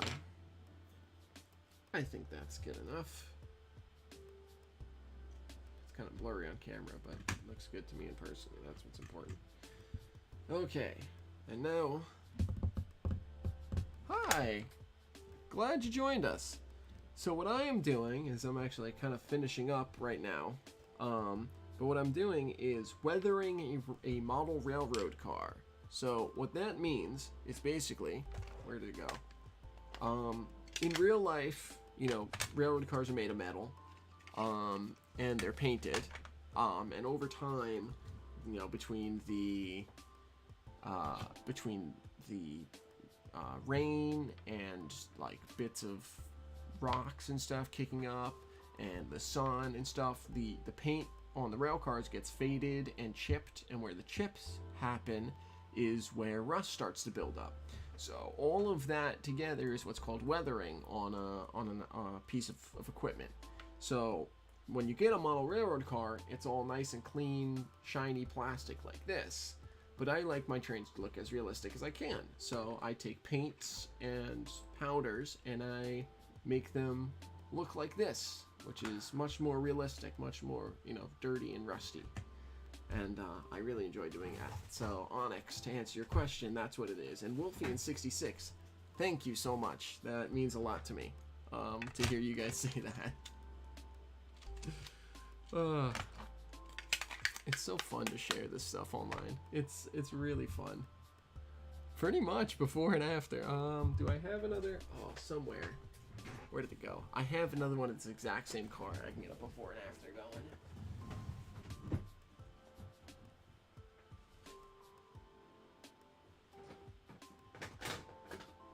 I don't know where it went. I would like to thank the algorithm for that too, because it's wonderful to talk to you. The algorithm has been doing good things recently, and that's fun. But yeah, I want to thank the algorithm, but I also want to thank you for clicking on it, for having that, you know, spark of interest for a moment to say, hey, what's that? Because it means a lot to me that you're here.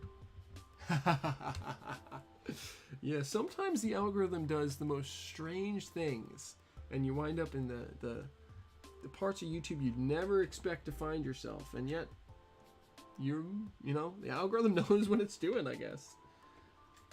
So what I'm doing now is I have this Tamiya weathering powders kit, and I'm gonna take some of the brown, what's called rust, but I don't think it looks like rust. I think it looks like dirt, so I use it for dirt. So I take a little bit of that and just get it all in here, and that pulls out all of this detail under here, and add some realism to the underside of the car. Not that it gets seen much, but where it does get seen, I want it to look real. Hey, how you doing, Corey? Glad to see you pop in.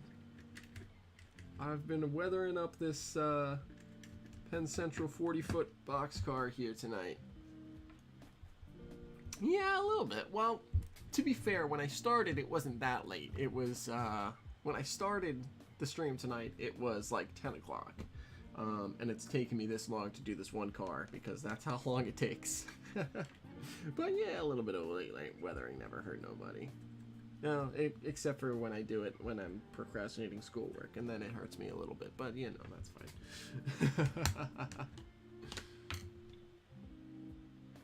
Yeah, that's kind of what I've been working on. I don't have it with me because that's up in Troy. But up in Troy with me, I have, with me at school, I have my little diorama that I built this summer. I built a little diorama of just kind of a generic inner city kind of 70s vibe, with a bunch of scratch built buildings and stuff, and that to kind of teach me some skills, and that's, you know, that helped me a lot. So I think that's that's the technique I'm going to be using. The absence of wheels. Yeah, we're getting there. And Railway Age magazine. Railway Age is such a cool magazine. Every now and again, I'll see an issue of it, and I'll be like, oh, that's so cool. Yeah, we're going to get to the wheels in a minute here. We're going to finish that up. I just want to get a little bit of color and rustiness to the paint itself everywhere.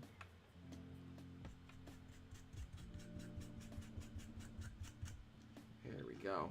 That's better. To just kind of kill that white a little bit from the fading of the paint.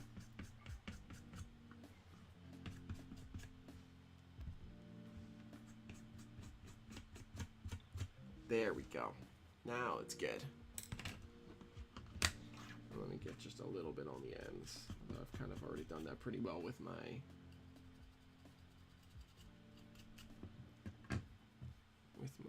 wash. There we go. Okay, now let's do a little bit of weathering on these trucks, and then we can wrap it up.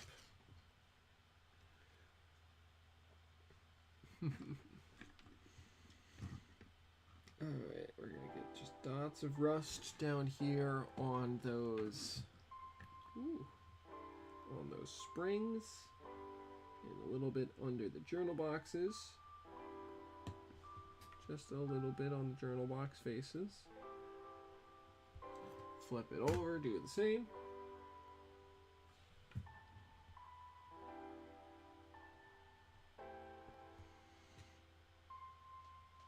Ah, some new buildings in Littleville, nice.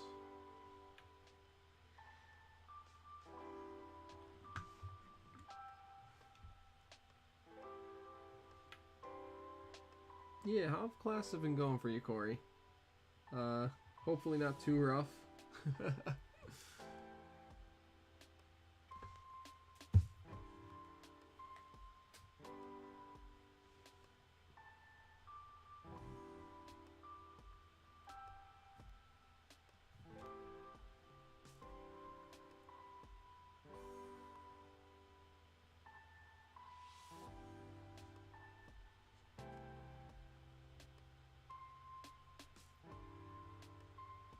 Oh yeah, that's right. You said you were doing that.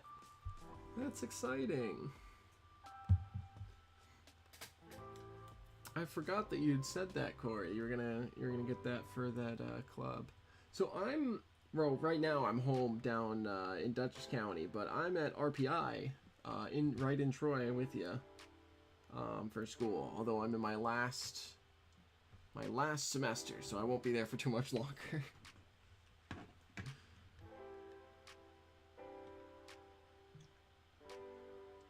Ah, nice. Yeah, always look forward to your Sunday run days, Corey. They're always fun.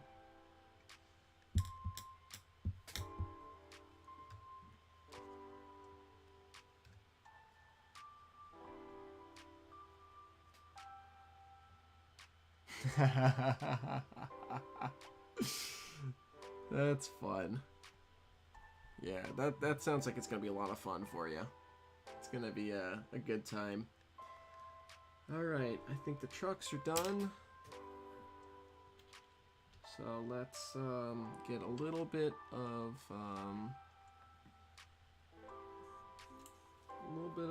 rust on these wheels.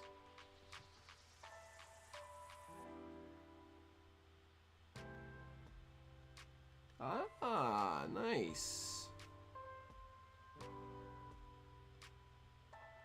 Yeah, Arlington's not too far.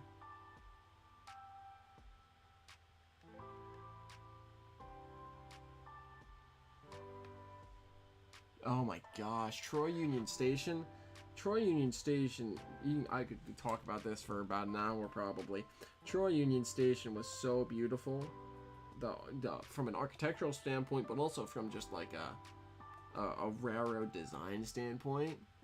It was like everything running in the street, everything, you know, like you said, full railroad street running, and it was just a beautiful building. Right in the heart of Troy. It was like, oh, this is what they took from us. Man, I love Troy Union. Alright, there's one wheel set done. Move on to the next. Yeah, for anyone who doesn't know, Troy Union Station. Yeah, I know. I'm so mad about it because it was like, it was there, and then it got taken down right the semester before I got there, and we're still working on hopefully getting it back together. I don't know. It's a process. I think we're looking to maybe move it downtown somewhere, but it's a process between the school and the city and all sorts of groups, and it is very unfortunate. But our model of Troy Union is great. I've taken that out of the box personally a couple times just to look at it. Troy Union. Which Troy Union? I'm talking about the latest one, the one, 30s, 40s, 50s. I haven't done too much looking at the original Troy Union, but the latest Troy Union Station was architecturally just beautiful, with some really nice accent stones on there, and I don't know, I love it.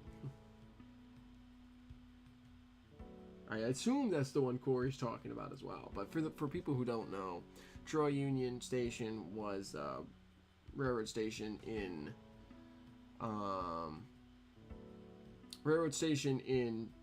Troy, New York.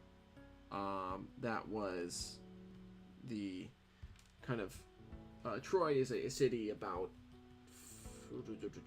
7 or 8 miles north of Albany, New York. Maybe not even that much. Probably 5 or 6 miles. I don't know. I'm bad at estimating distances sometimes. But it's a little ways north of Albany, New York. And Troy Union Station was the railroad station that had the New York Central Railroad, the Rutland Railroad, the Delaware and Hudson Railroad, and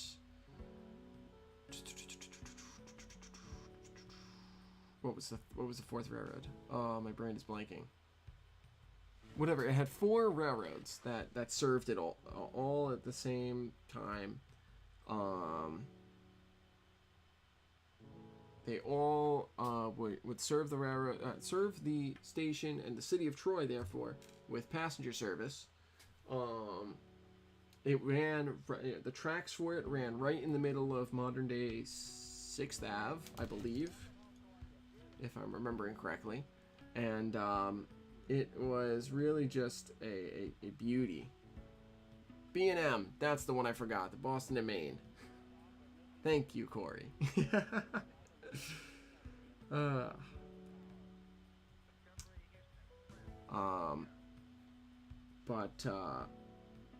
They tore it down in 1957. Yep, occasionally you'd get some O&W in there from the Central trains. Oh, the Bud cars. gosh, what a great place. What a great time. Anyways, but yeah, it was torn down in 1957. All the trackage in Troy is just, well, not all of the trackage in Troy. There's some trackage left from Albany Rensselaer Station in Rensselaer up to South Troy, New York, where there's a CSX local that serves it every couple of days. But other than that, pretty much all the trackage in the city of Troy has been torn up. It's sad. It's a sad world we live in.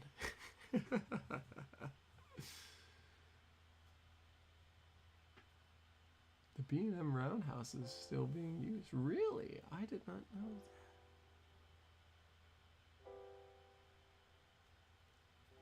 that. Yeah. I'll have to look into that, Ed. I was not aware of that. That is neat, though. Alright, let's get these wheel sets back in this rail cart so we can officially call this project done. And we can all go to bed. Well, Ed, you can keep working on those ties for your hand-laid track, but I'm getting a little tired. So I'm probably gonna call it after I finish this up. There is...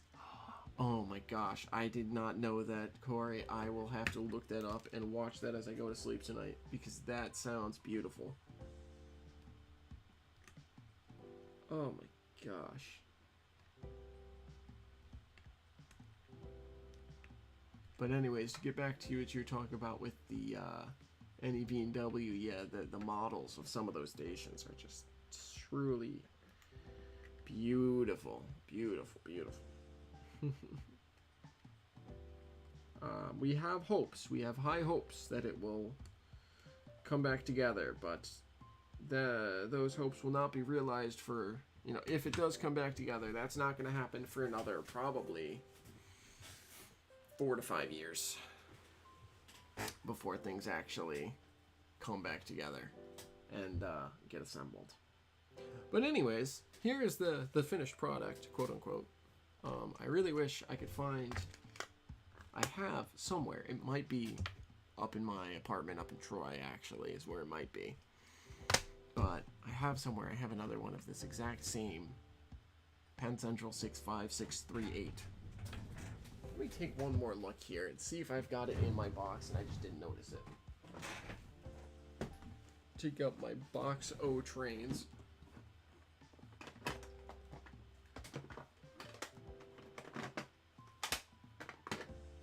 No, it wouldn't be, because I took out, I don't know, whatever. Somewhere I have it. It must be up in Troy, I guess, because it's not here, so. Ooh, that was louder than I thought it was going to be.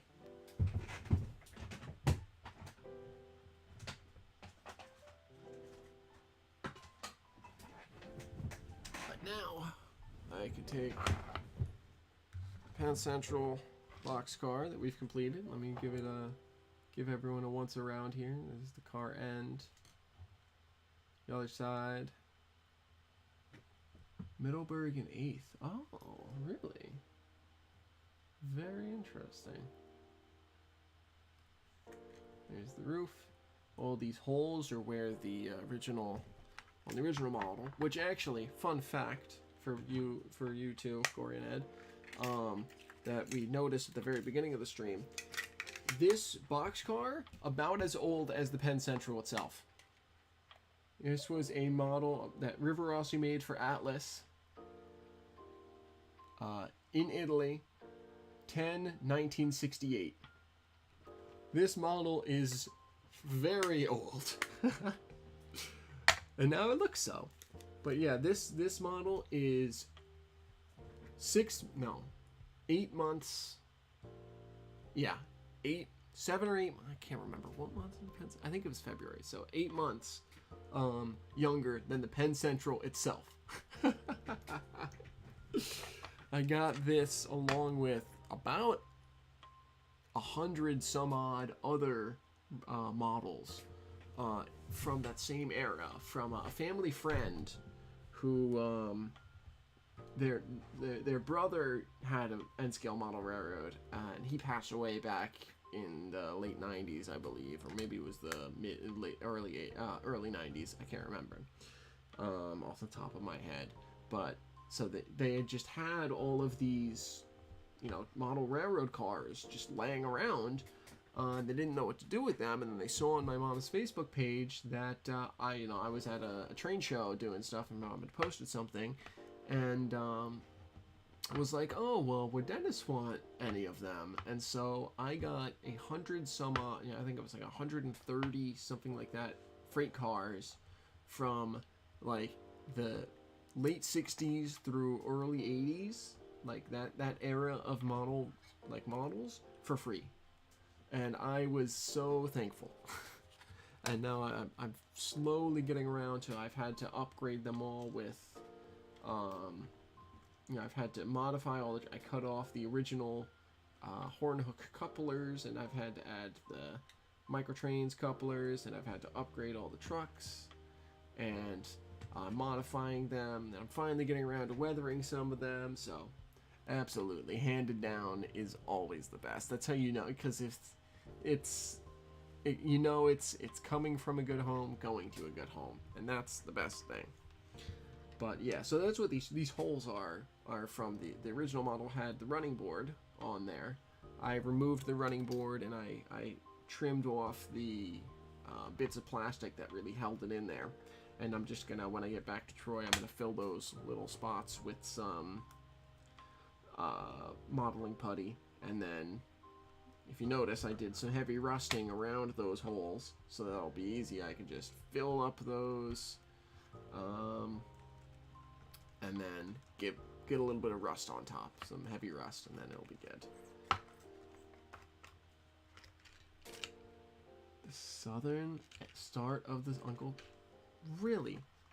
That is fascinating. I'm gonna have to, as soon as I'm done with the stream tonight, I'm gonna have to look that up, Ed, because that's really cool.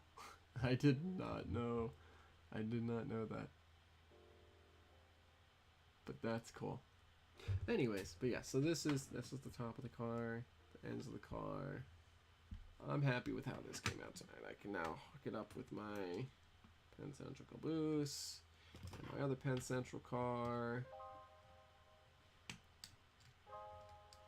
The one other thing that I don't have on this car yet, that I'm gonna have to eventually do, is I'm gonna have to put a ACI label on there. The CarTrack ACI labels, like this guy has right here. That one. I have a whole bunch of them, but I left all my decals up in Troy because I wasn't thinking. But now I'm slowly building up my Penn Central rolling stock. And some of it's Penn Central, some of it's Conrail, some of it is unpatched New York Central or Pennsylvania stuff, like my one covered hopper.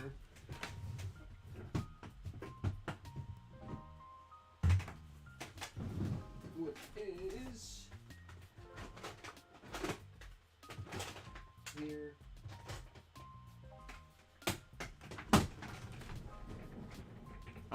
The very first barcodes, indeed.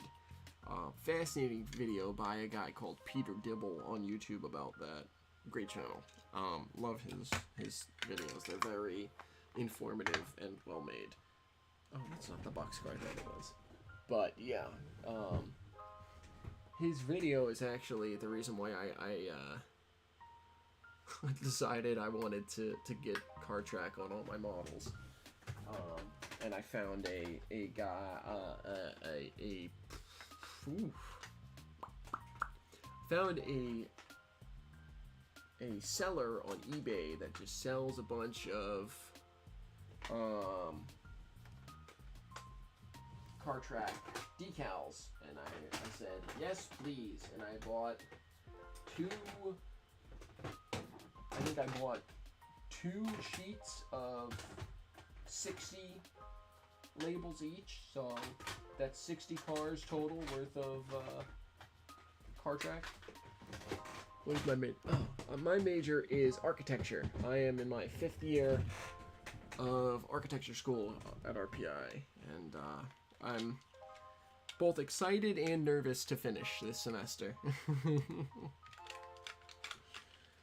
But we're gonna see where things go. But yeah, so now we can put together my little. We got a little bit of this, a little bit of that. There we go. So we got Penn Central, New York Central, patched out to Conrail, unpatched Pennsylvania, Penn Central, Penn Central. And I could keep going on and on and on. I have a bunch of stuff patched out and so on. 3D print. Yes, indeed, building architecture. And probably, but I have not done a ton of 3D printing, to be honest. I've actually really, I don't know if I've done any of the 3D printing yet. All of the models that I've built for school have all been built in a traditional, you cut the pieces out, and you laser cut the pieces, or you cut them with an X-Acto, and then you glue it all together. But yeah, I could, you know, I'm probably, for my final model for all of architecture school, I'm probably going to wind up having to do some 3D printing, just because of some of the geometries I'm working with. But yeah, I probably could do that. At the very least, I could 3D model and laser cut the pieces for a station.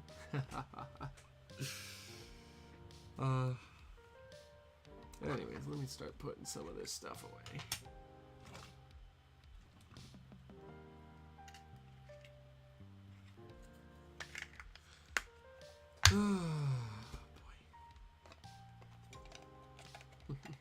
Had a long night of railroading tonight. I got a DCC decoder for my Dash 8. Where's my Dash 8?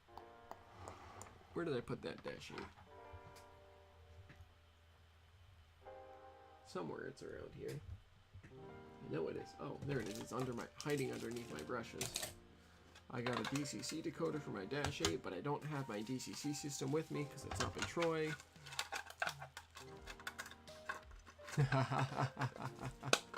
Yes, sir. Absolutely. But yeah, long day of trains for me. I got a DCC decoder for my Dash 8 here, but I don't have my DCC system to test it with because I left that up in Troy. So I brought it with me to a historic station down here in Dutchess County that I go to, and they have a train layout. And I tested it on that, and I figured out that I need to do some soldering work to get the motor contacts to work.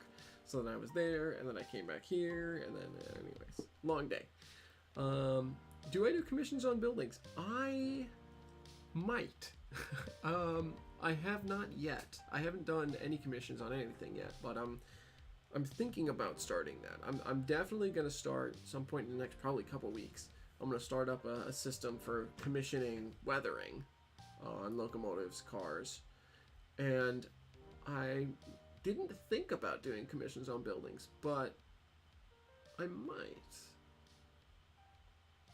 I'll have to get back to you on that, Ed. That's probably not a bad idea.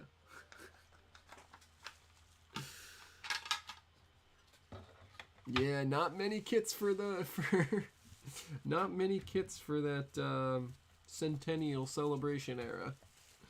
Bicentennial, sure, but the Monocentennial?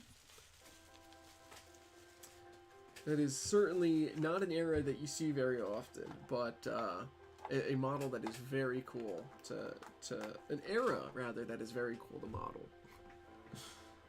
But yeah, I might I'd have to look into it.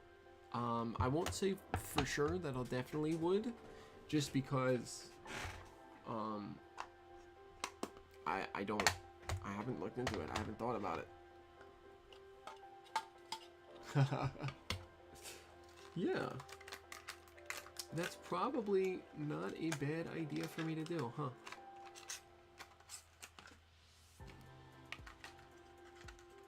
But yeah, I can look into it for sure for both of you. You know, as far as designing the station, I could probably give you a hand with that. I'd have to take a look at it. You know, there's always the question of how detailed do you really want? But for sure. And Ed, I could definitely look into that for you. I just had not thought about doing commissions on buildings because I haven't, to be perfectly honest, outside of school, I have not done a ton of buildings yet. Because I don't have a real layout yet. I have a 1 foot by 6 foot switching layout, which is against the wall right now, right over there. And I have a 1 foot by 2 foot diorama that I was telling you about earlier, Ed. That is kind of mostly just for taking pictures and learning some techniques. And that's really about it. That's as far as like layouts and stuff that I have. So I haven't done a ton of buildings other than like kits. So I haven't really thought about it, but I would certainly be open to working with you guys for that. If not like it's like a commission thing, then for figuring it out.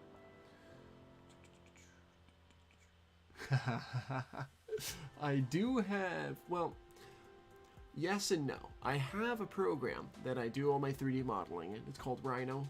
But it's also linked to my school, so I will not have it after, well, I'd have to buy a license for it after I'm done with school, which might be worth it for me because I use it for a bunch of stuff. I used it to design the layout that I'm eventually planning on building. My 4 foot by 8 foot layout. I used my 3D modeling software to design that. So it's probably will get a license for it, but so kind of. To answer your question, kind of. Yeah, a little bit tricky, like you said. Whoa, what's going on in my computer? You could indeed be my test subject. Alright, where is flip? There we go. Hey, there I am, nice and big. Alright, I'm gonna go ahead and probably wrap things up for the night here, to be honest, because I'm getting a little bit sleepy. Corey, you should probably be getting to bed, I'd imagine, and Ed, I don't know how long you're gonna be up working on those ties, but I'll let you get back to it. But thanks for hopping in tonight, you guys, and thanks to everyone that hopped in tonight. I had probably more people tonight than I've ever had hopping in and out and chatting, and it was a pleasure. So yeah, thanks for hopping in tonight, guys. Have a wonderful morning indeed. And yeah, get some good rest, and maybe I'll do another stream tomorrow, maybe I'll do another stream Saturday, maybe I'll do another stream before I get back to school. I don't know, we'll find out when I do it. But thanks guys, thanks for hopping in. Hopefully you enjoyed coming with me on the process of weathering that car. Something I love to do and something I love to share. So hope you enjoyed it, and without further ado, thanks for watching, y'all. I appreciate it. Thanks for hopping in. Keep an eye on the channel for a video coming out hopefully tomorrow that I'm gonna finish up editing tomorrow morning. And yeah, have a good night.